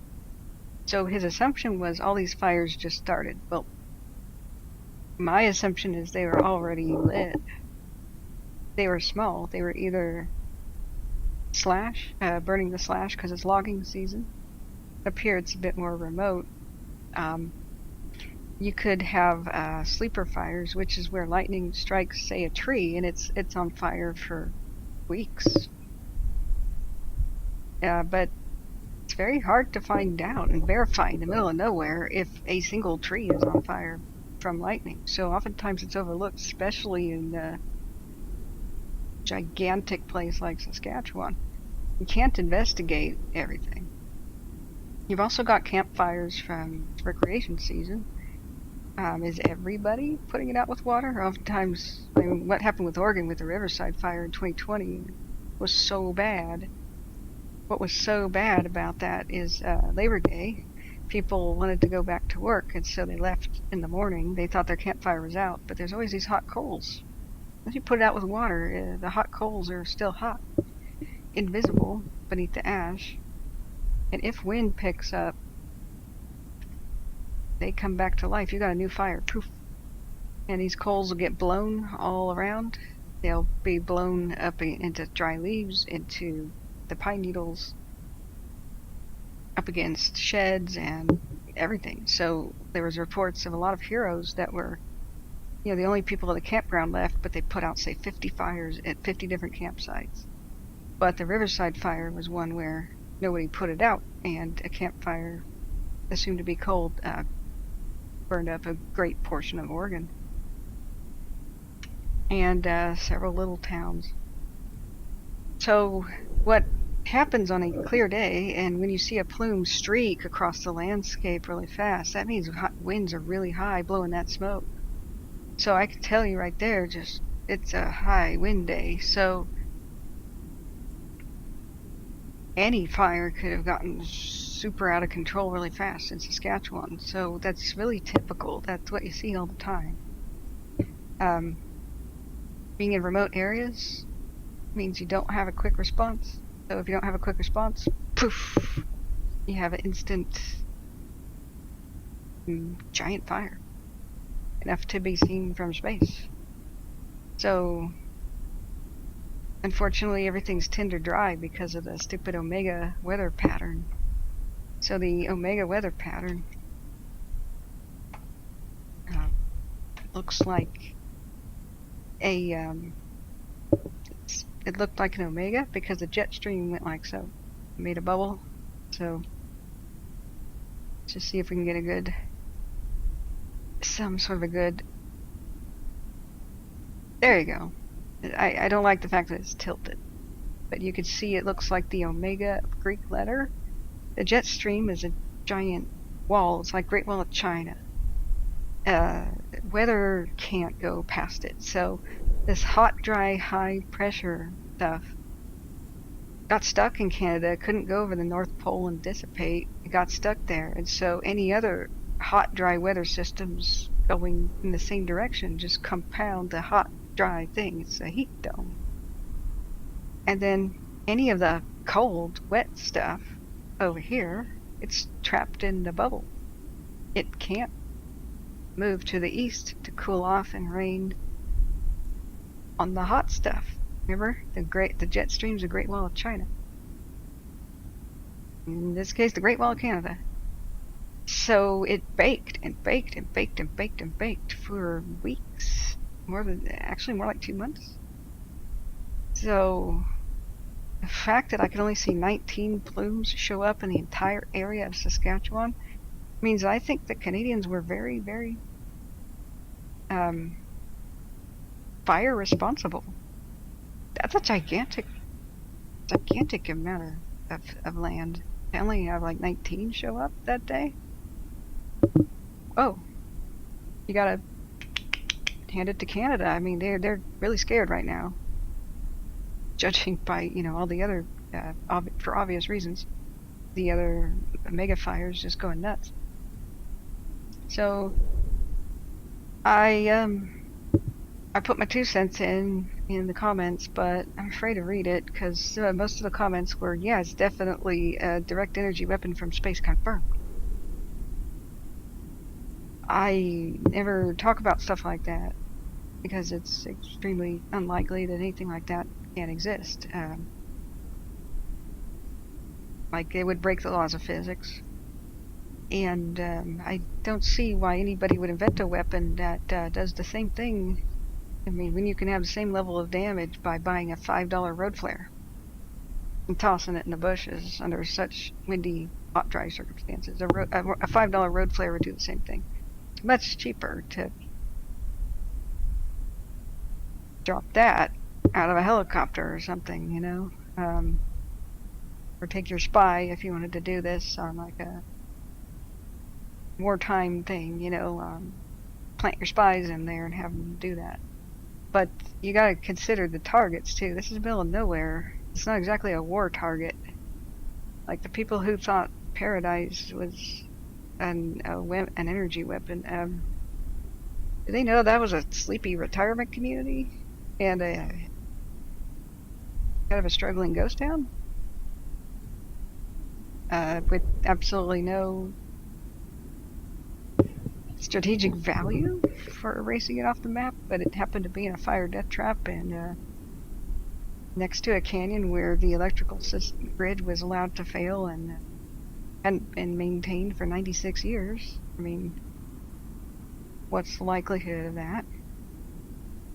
Extremely expensive weapons are only justified, and extremely expensive missions are only justified by extremely valuable strategic targets. All wars are run on money. You don't have an unlimited war budget. So even if this was some sort of a Cold War somehow, I do not see why any of these rural places would ever be targeted. I would pretty much dismiss this out of hand. I've got an open mind, but I've never seen any wildfire that looked unexplainable. The moment I do, I'll tell the public. But mostly people being unaware of how wildfires work and spread. I mean, it's not like they teach classes on that in high school. Is why things can look really weird. I do not blame people for being weirded out when they see like these weird images, such as high tension power lines crumpled like a ball. That seems really weird, right? But like in paradise. But when you consider the amount of heat that these fires generate, they spawn tornadoes, fire tornadoes. And if you look at it from above, the damage pattern is exactly like when you see the crazy storms in the Midwest. I never knew this about tornadoes, but I started watching the tornado chasers, asking questions about other people who are experts in weather. Tornadoes don't just have a spinning ring of damage, and like make a circular pattern across the landscape. Within the ring is smaller vortexes, and they are moving around like so, like in figure 8 patterns around the central ring. And so you can have like a house demolished on the left, a house demolished on the right, and in between them, a backyard shed is like standing up. And that's because the figure 8 pattern was in, and it just, the shed got lucky. It moved past it. And there's many different types of tornadoes. The thing that's the most mysterious weather pattern on Earth is what is, there's two of them. It's what is inside of tornadoes, because you can't usually be inside one with your instruments and live to tell the tale. And the second one is fire tornadoes and what's inside of a firestorm. You can't be in a firestorm and live to tell the tale unless you're underground, really, or say in a really, really big parking lot type of thing where there's nothing around you to burn, and like in a vehicle, something like that, in a pool or something like that. But either way, you can't see more than a few feet away from yourself because of the smoke. So we've seen on my channel, monitoring the Dixie Fire, they finally put up some FLIR, some cameras at the tops of mountains that looked 360 and rotated the Dixie Fire, and we saw that the center of a firestorm is like a giant vortex that can be thousands of feet high. Vortex is a tornado that doesn't move. As long as the wind speed in it is 75 miles an hour or more. And then you can classify it as like an F1 tornado or higher, class F, but it doesn't move. Tornadoes move. So, right, I was hoping to make people more calmed, but boy, I'm afraid to read their responses to my own comment. I get enough as it is that I'm part of a big lizard people conspiracy, or I'm part of the CIA. That was a fun one. A psyops. Because I explained the basics of physics. Those are trophy comments, by the way. I think they're kind of cool, but I'm sad for the people that don't want to listen, because their amount of how afraid they are is pitiable. I don't want people to be afraid. I don't want people to be thinking, oh, there's nothing we can do, like it's all global warming and we can't do anything about it. I want people to take action to save themselves, and there's no way you can save yourself from some sort of a space weapon, but or giant overreaching shadow government. I mean, what will we have as a defense? But for all the normal wildfires, you can do a lot to save yourself, and that's the classes I teach. You can, the more you learn about how they work, the more safer you are, because you'll know what to do. All the fools and the ignorant, and I'm not saying ignorant in a bad way, but people who just don't know, will be getting in their cars and being stuck in a traffic jam. When you pull off with your car into the dirt, recently plowed field, and you ride out the storm, and you find out that other people got trapped in their cars and you didn't. You got out of your car and went into a culvert underneath the road and you lived, and your car burned up. I went to Paradise to see for myself, the aftermath, and fortunately had the duty to go see what remained of my brother's house and report that to him.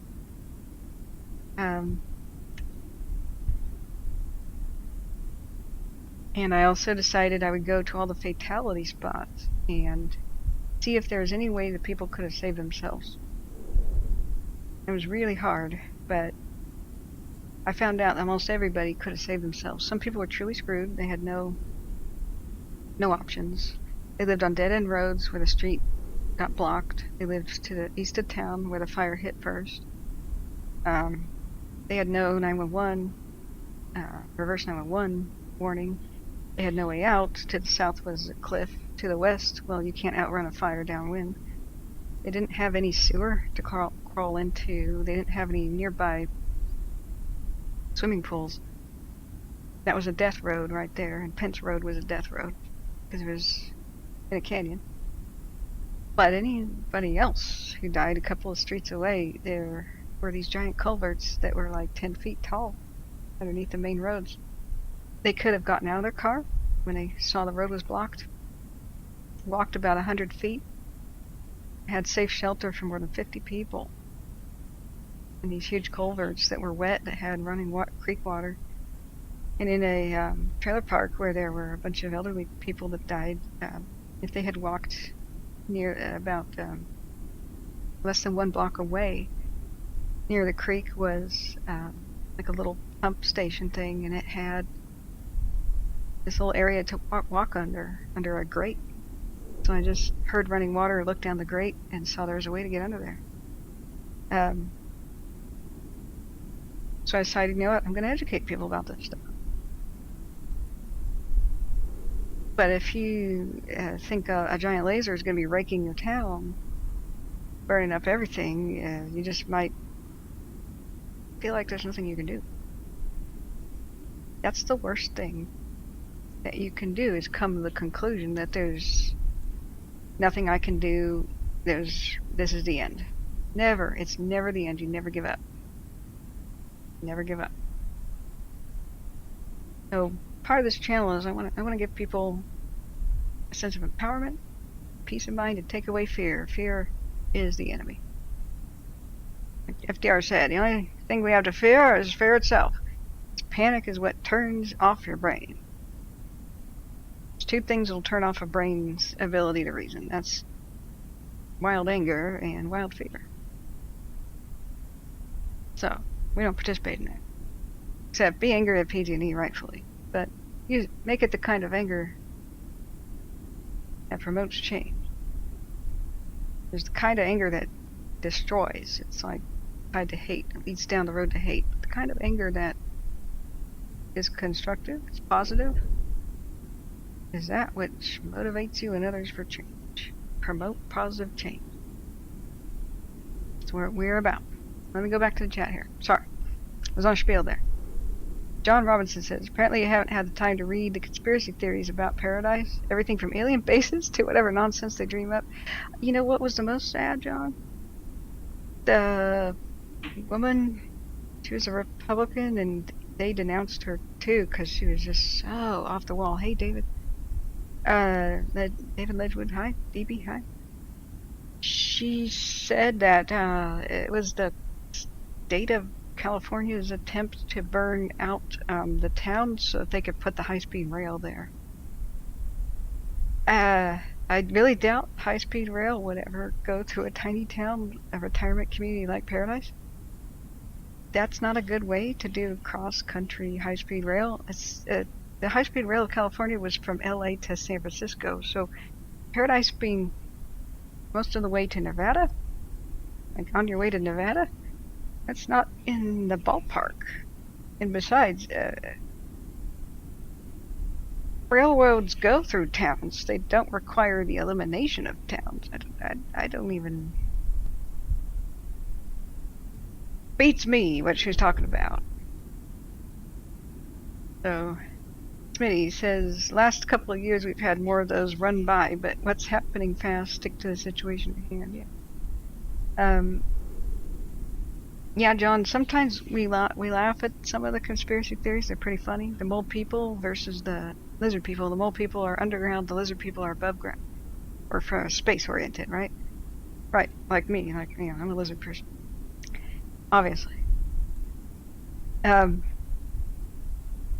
Gets it irritating. Every once in a while, I will lick my eyeballs on stream, and then I have to track down everybody who watched it and eliminate them. It's just tedious. Gotta stop that. But I love science fiction. That would be a great science fiction plot.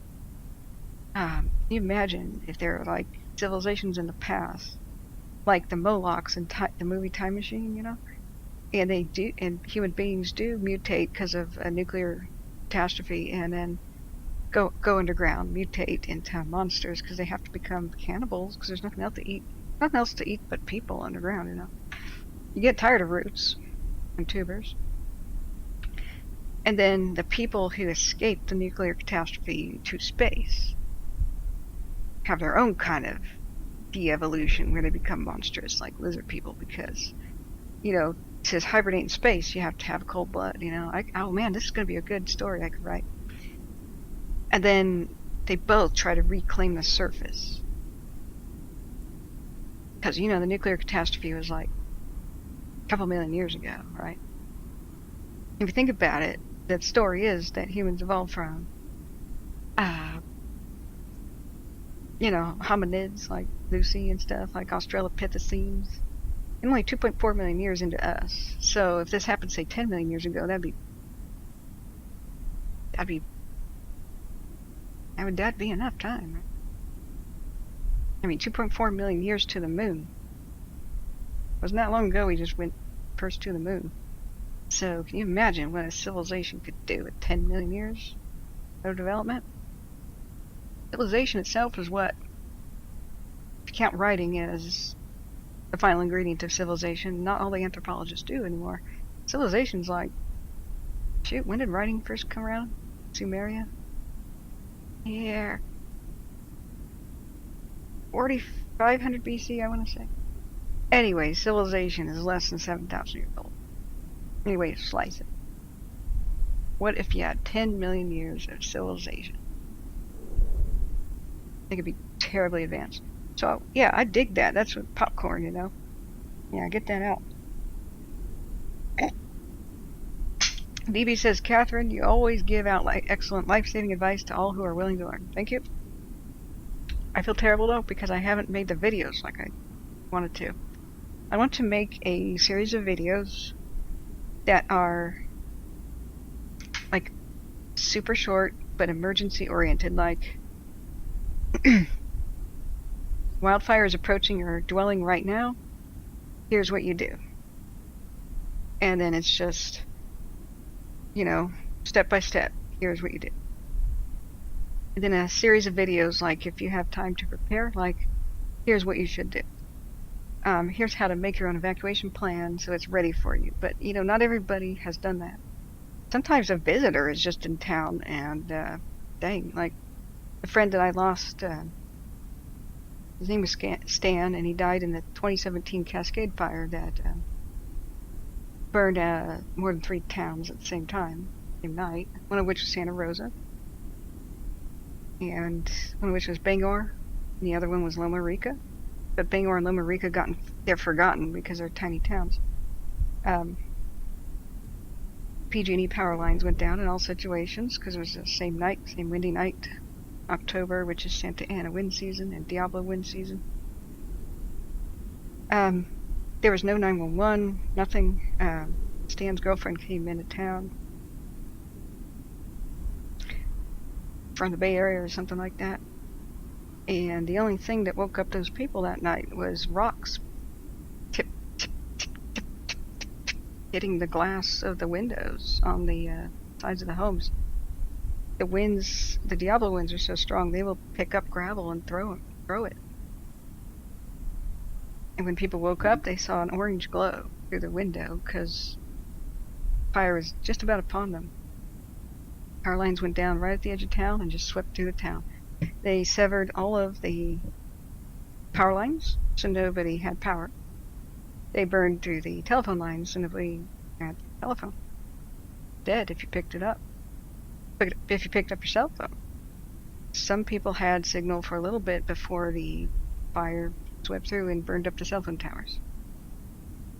The cell phone call was made to 911 and such, said that they were trapped, the roof was on fire. So the car was on fire in the driveway. The terrible thing about these fires is by the time you understand they're happening, especially if they happen at night, you go outside and your vehicle is burning. So they had motorcycles, I believe, but there's no way to open the garage door. There's no power. California, thank God, just changed the law. Now every garage door has to have battery backup. This trapped the elderly and invalids in Paradise too. They, that red handle that you could pull to manually open your garage door. All of them had vehicles ready to go, but they couldn't pull down that handle. Sometimes if your vehicle's in the garage, you have to climb on top of your vehicle, pull the handle. Well, now California, thank God, says all garage doors have to have a battery backup. That'll save lives. But they either couldn't get the motorcycles out because the flaming car in the driveway would probably mean you couldn't, maybe no ability to open the garage door. So their last report was, we're gonna try to defend the house with a fire hose, or with a garden hose. That really doesn't work.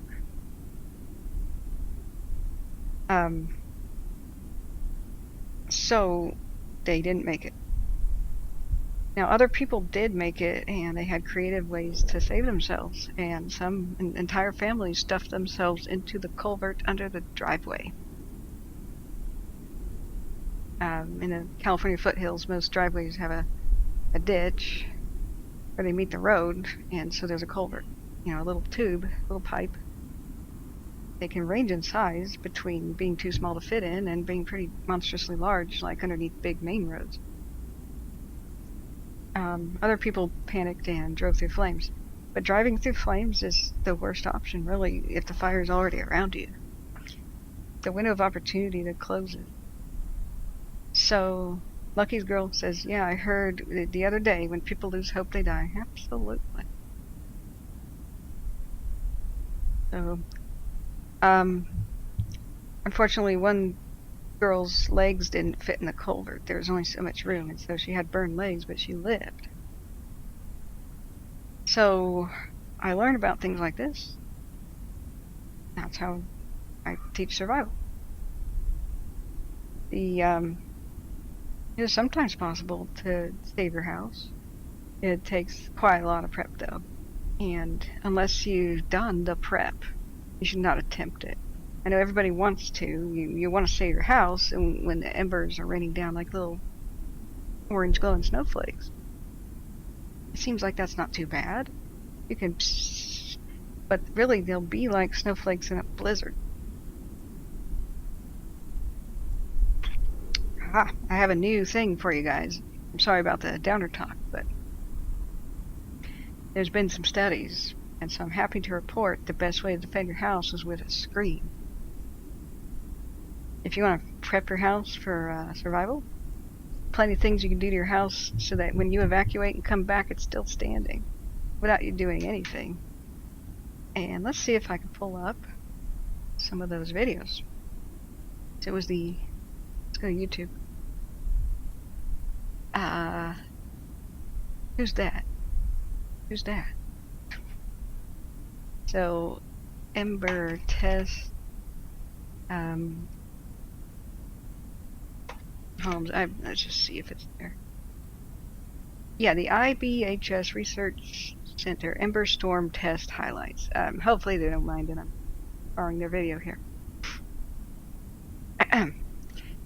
It was once thought that the roof caught fire for most of the homes that were lost, and the house burned from the top down.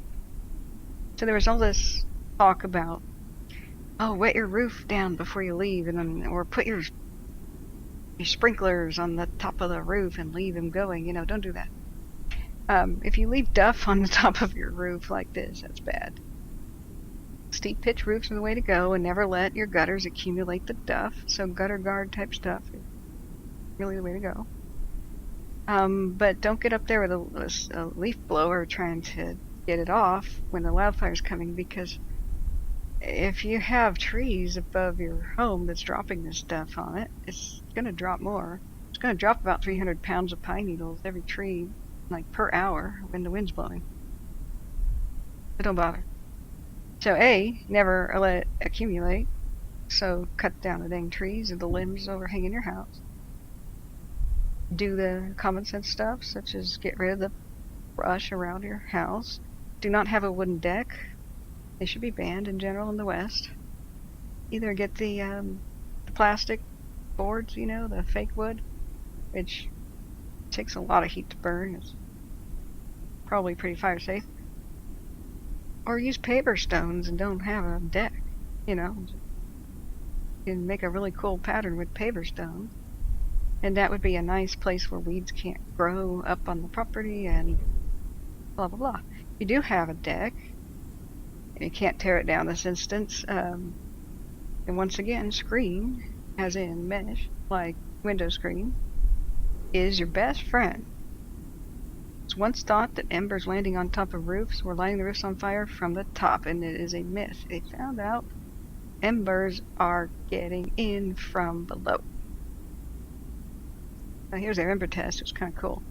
And by the way, you can't fight this. You think you can fight this with a garden hose? It's going to be thousands and thousands and thousands everywhere. And they're also going to be landing on your head. You're going to get in your collar, up in your sleeve. You really would have to have pro gear. Firefighting gloves or welder's gloves. A hood.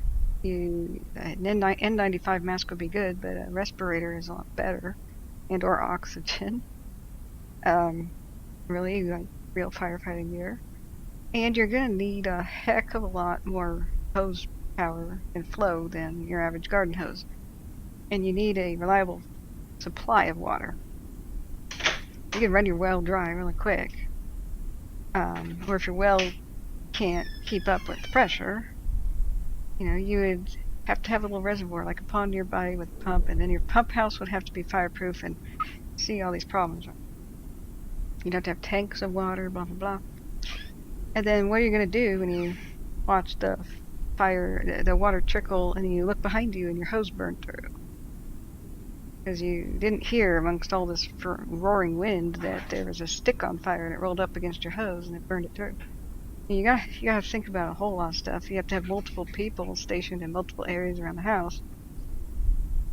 So defending your house with a garden hose is the very last resort. You better have a lot more than a hose. Anyway, back to the thing. Getting out before you're told is the best course of action. But how can you leave your house and expect it to survive under this? Well, I'll tell you.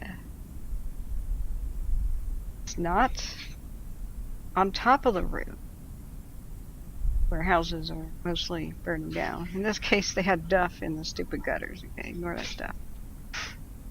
Flaming debris can roll up against a house, so having a small brick wall, like even knee high, can really help that from occurring. Blah blah blah. See, it's the gutters and the duff on fire and the vegetation. You think, well, maybe I'll just water my bushes before I leave. It doesn't matter. The hot, dry wind is going to take the wet that you wetted down the roof with and your perfectly soaked bushes. It's going to dry them out. Like, even if you just walked out of your house completely wet, like you just walked out in the shower, like naked and sopping wet, you would be dry, including your hair, within like 5 minutes. So don't worry about doing that. So that's if there's duff. This is probably not the right video that I'm on. The correct video explains that this is the wrong video. Oh, here we go. It says this attic gable end vent has a 1/8 inch mesh screen, yet embers still penetrate and float into the attic, where they would likely catch on combustible material, which is like anything. Like you don't have to have the paper kind of insulation or anything, or paper boxes in there like banker boxes.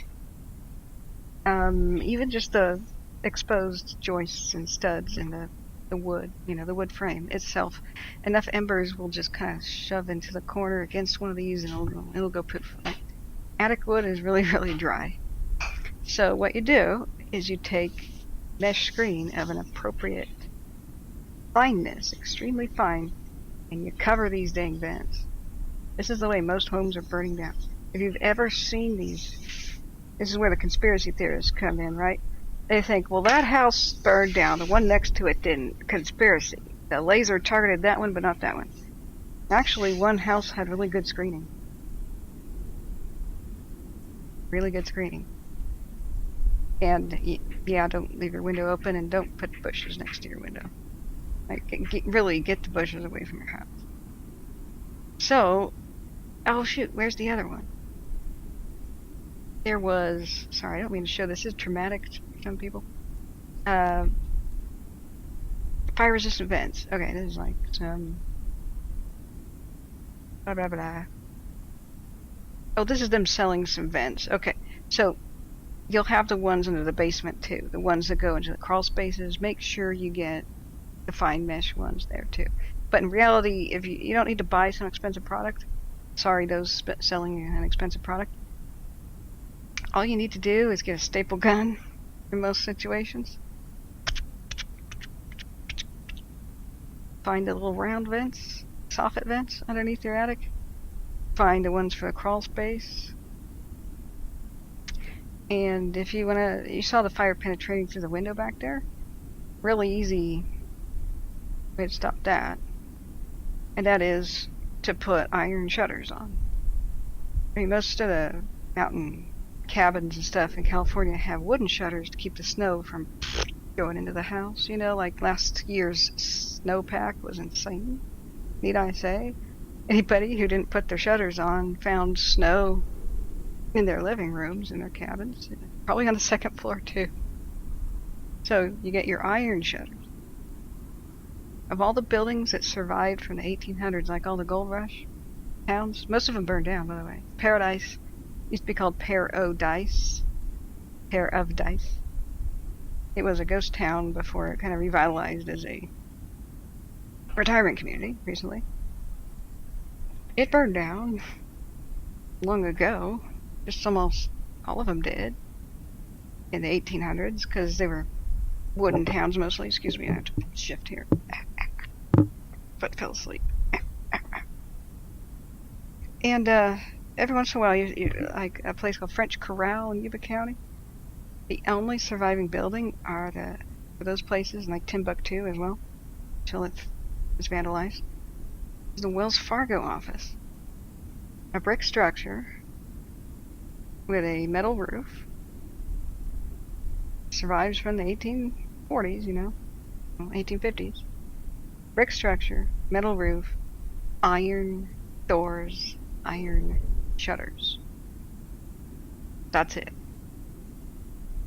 And you can survive for hundreds of years that way. So the reason they had iron shutters was not just fire safety, but, well, I mean, that's where gold was, the Wells Fargo office. So they actually had armed guards in there ready to fight off criminal bandit gangs. So, of course, they had iron front doors as well as iron shutters, but that's what kept the fire from directly hitting the window. As fire doesn't directly hit the window, it doesn't break. It doesn't shatter. There you go.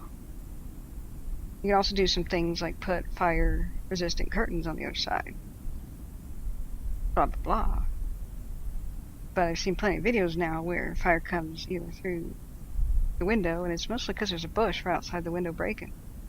So you do this, and step by step. Go get the fine mesh screens at your home improvement store. Attic is the most vulnerable thing. Get your gutter guard things. I know that's a name brand, but you know what I'm saying. So that no more pine needles accumulate in your gutters. Get somebody to take down the trees that overhang your house. You might think, well, this one's far enough away. Well, my brother's house did not survive because a tree fell on it that was on fire. And his aluminum boat didn't survive either because it then fell on the boat. So He was hoping his boat survived and sent me to look up there, and unfortunately it looked like a giant shark had taken a bite out of his boat. And if conspiracy theorists had seen that, they would have definitely thought it was a laser, because it was like a round, half semicircular hole in the side of a boat. An aluminum boat, which shouldn't burn, right? Well, it's just that the round tree had been removed already by the cleanup crews as a hazard to cleaning the rest of the property. It was all biohazardous due to the melting vinyl and the dioxin. In Paradise, they had to remove more than a foot of topsoil from the entire town. It was all contaminated. The trees had to be removed first, and then they had to be incinerated. Not incinerated, but taken to some giant hazmat place by Beale Air Force Base. So by the time I got up there, they opened up the street for people to, they declared it safe for people to walk in there. So, sister says you can buy a fire blanket for your house also. Yeah, stuff like that, wraps, whatnot. So what happens to aluminum though is it can get smashed. Aluminum powder burns, that's for sure. But it melted around the tree that was on fire. So unfortunately the poor boat didn't make it. So okay, sorry, I was going to say it in sequence. What you do is you buy the fine mesh screens and you staple gun that stuff. You go for your crawl space underneath your house. You replace the vents with fire resistant vents. I don't know that you have to buy special ones. I mean, this company sells them, but all else fails, just staple more fine mesh screen. If you own a wooden deck, for God's sake, don't allow any pine needles to fall through it and accumulate underneath the deck, because the embers are going to go underneath the deck and then burn the deck from below. So you have to screen that out. Don't ask me how to do that. I guess from below. And then also, you need to put a fine mesh screen where your whatever keeps the critters out. Like, you shouldn't have an open exposed deck. Critters get under there. It's really bad. So you know how people have the little cross-hatched, wood that generally would be big enough to keep cats and raccoons out from underneath your deck? Well, staple the screen there. It's bad that it's wood, but hey.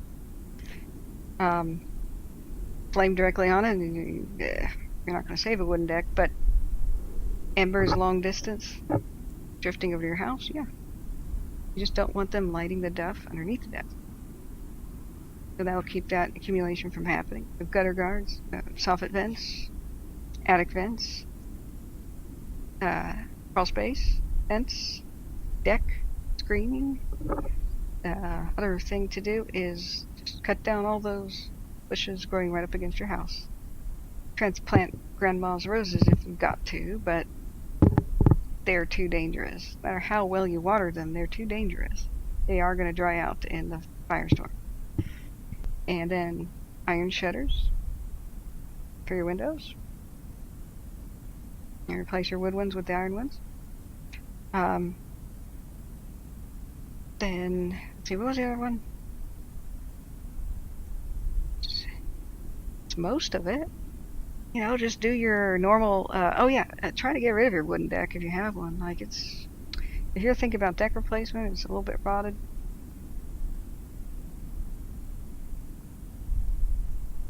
$20 minutes. Okay, great. Okay, I have 10 minutes then. Alright, we have 10 minutes, then we adjourn the stream. Anyway, I'm trying to make this very positive. Also, this is going to cost a little money, but if you tell your insurance company about this, take some pictures, all your improvements, they're going to love you to death. They're going to cut your rate, or at least offer to give you insurance. I hear State Farm, was it State Farm? Decided, or Allstate, I get those two confused.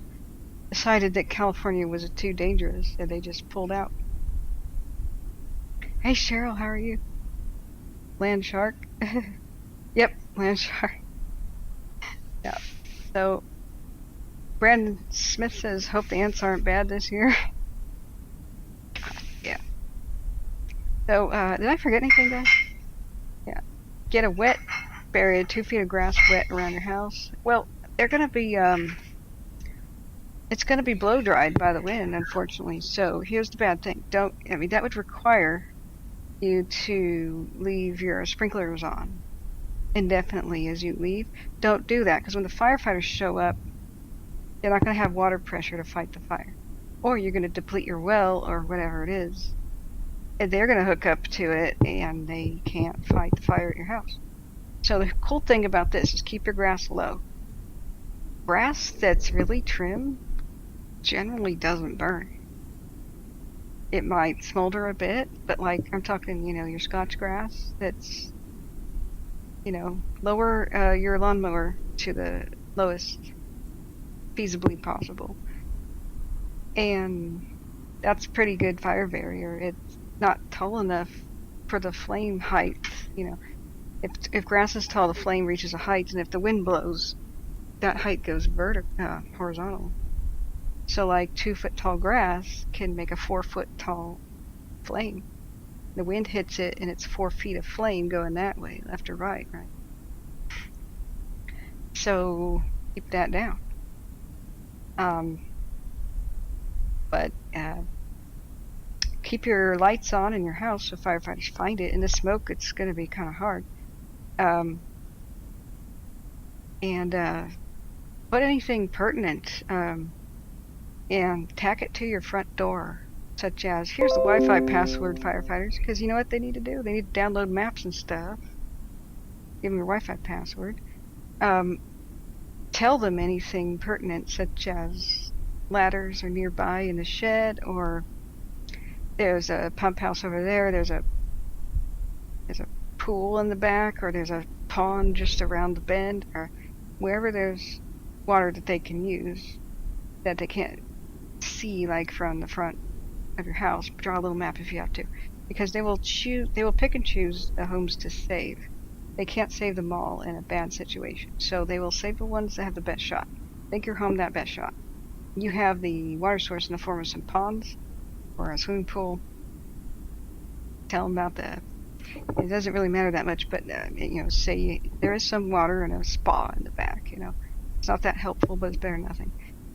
You might want to just get, like my family got, a big water tank.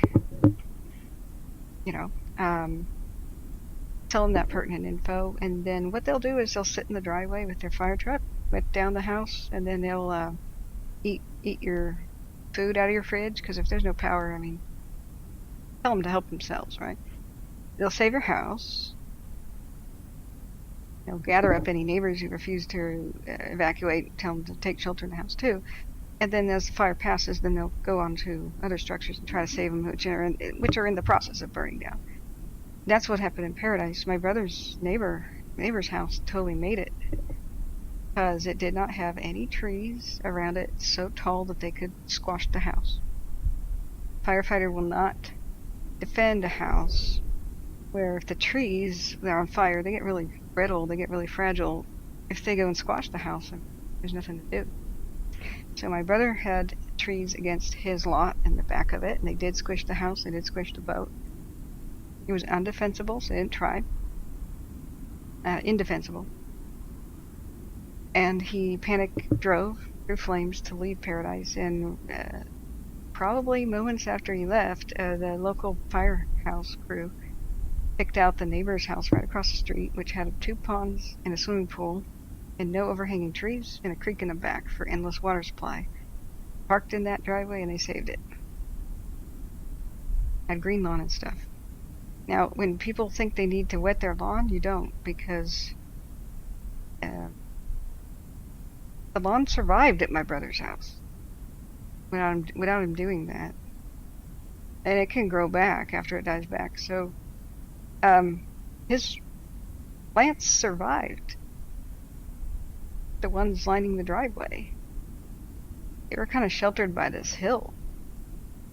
And there was just dirt around the different rose bushes. So to my astonishment, they were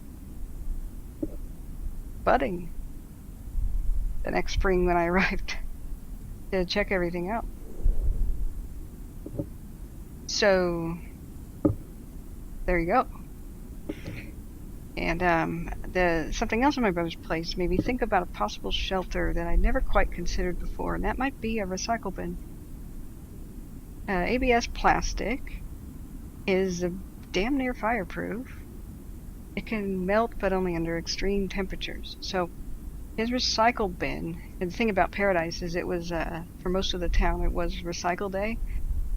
So it was maddening. Everywhere that I was going, I was driving around recycle bins. And I looked inside of them, and there was newspapers and empty beer cans and Pepsi cans and stuff for recycling. And it stayed cool enough inside that the papers did not ignite. That's because these recycle bins were in the street. Now, the ones that stayed in the street were filled up with enough heavy material like glass that they did not topple over and blow down the street like a sail. Now, my brother's was against his house. He hadn't put it down the street yet. So it blew over with the fierce winds towards the boat. And it looked fine on one side, and on the other side of it, it had a giant blister, a big bubble. I've got pictures of this. I'm sorry, I'm not grabbing them because I've got to really adjourn this in about 5 minutes. So it gave me an idea. I mean, what had happened with the bubble is something really hot was next to it. It probably blew against the boat, and aluminum would have heated up, right? And so it the plastic on the side of that recycle bin was as thin as those one-time use plastic bags we all used to get at the grocery store, right? They keep banning. So this ABS plastic, which lawn chairs are made out of, right? Conspiracy theorists think, well, it's got to be space lasers because they hit the house because the lawn chairs didn't go up, right? Well, they're usually in the lawn, so they're kind of protected from the fire. The grass is trim and green. Your grass doesn't really have to be wet. It's just got to be alive, like green, to not go up. And if it's far enough away from the house, the heat of the house burning will be so crazy hot that most of the heat will rise. If heat rises really fast and really hot, it starts to twist. So it'll be like a vortex, a bit like a vortex is a stationary swirling wind, right? The heat is efficiently funneled straight up into the firestorm. So ironically, at the foot of the driveway and in the street where there's nothing to burn, all these recycle bins made it. And a bunch of newspaper, where the newspaper is delivered at the mailboxes, that's ABS plastic too. And the newspapers had burned up, but not the plastic. The houses had burned up, and I saw newspapers. Sometimes even the paper was intact, kind of dried up, because the dead people never claimed their newspaper. This gave me an idea. If there's nowhere to go, if your house is on fire, if there's no sewer to get into, no culvert, nowhere to go, I want to test whether or not getting in your own recycle bin in the street and trying to hold the lid shut might be a shelter of last resort. But it just might be viable if you're heavy enough in there to keep it from being blown around by the wind, and if it's safe, Like in a cul-de-sac, if you're in the middle of the street, you could get hit by a car by somebody running for their life, right? But I do wonder. ABS plastic melts long before it burns, and it's got an extremely high melting point. If you want to test what is ABS plastic, then there's a really easy test. You grab a hammer and try to break it. You can't. It'll bounce. It's like plastic in your blender, the lawn chair, dash of your car. Please don't take a hammer to your car. I'm not responsible for your tomfoolery, okay? But this is figurative, right? ABS plastic is so valuable that you can recycle it for money. Like people in the Midwest hay bale it and get paid for the pound. So, great idea. I can fit my cats in with me. I think your cats would turn you into shreds. Can you imagine a panicking cat in a box with you? Okay, but okay.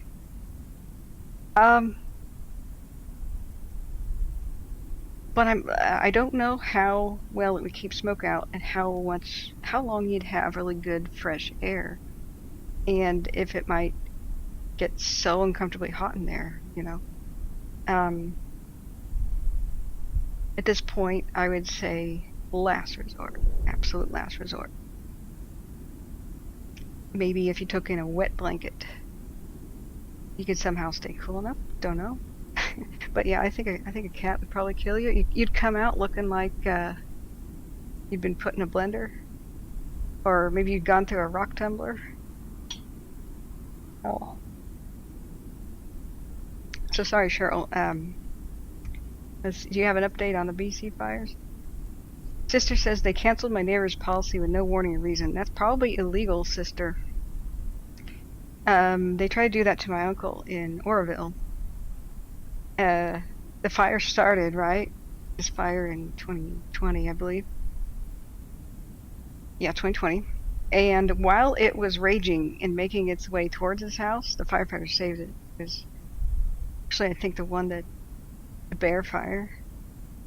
I'm not sure, but the one that killed people at Brushenberry Creek. And then the embers went over the bridge to Oroville. But Oroville got hit a bunch of times, and they saved it each time. Well, in the middle of the fire, he gets this email that says your fire insurance has been canceled. Yeah, that's not legal. So in between fires, it might be legal, but the whole not giving a reason thing, I don't believe it is. So I would really look into that and press charges if you possibly can. Because getting new fire insurance in California, that's really difficult. Okay, Cheryl says, so what can you suggest people do if they're logging roads to escape through? Would you advise people to do you mean if they're on logging roads? Okay, that's easy. Logging roads rarely have a bridge. A bridge is a more expensive thing than a culvert. So most logging roads have a culvert under every place where water goes under a road. Water cannot go over roads because it erodes them. So every little tiny area that looks like a creek or a river or anything like that, if you have a topo map, that's good enough. I mean, you need to make your escape routes before the fire, you know, because you may not have any service. But topo map, look for where on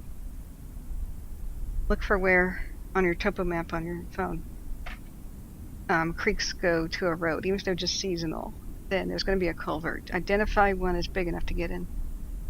Hopefully one that's wet at the time. Get out of your vehicle. Get a blanket out of. You should keep the blanket just on the back seat, the wool blanket. Grab that. Grab a flashlight, N95 mask that you should always keep in your glove box. Your cell phone, because you'll need to call for help. Turn it off during the fire so that you still have battery when it's over. Get in that culvert. But you have to verify the culvert can accommodate you. It's not clogged with weeds or beavers haven't dammed it or anything. Bridges, underneath bridges is another great idea, as long as you can make your way down there. If all else fails, grab that blanket and go into a creek. There's a lot of people who survived the 1933 Tillamook burn by being face down in a creek. And don't worry if a bear is in there. There's a weird truce that all animals have during a fire. They just stare at each other. Just don't make direct eye contact. You know? What's up, cougar? What's up? Yeah, I don't remember which fire insurance my uncle had. I could get sued by saying the wrong brand name, right? So, but yeah, that's what happened. Nuts.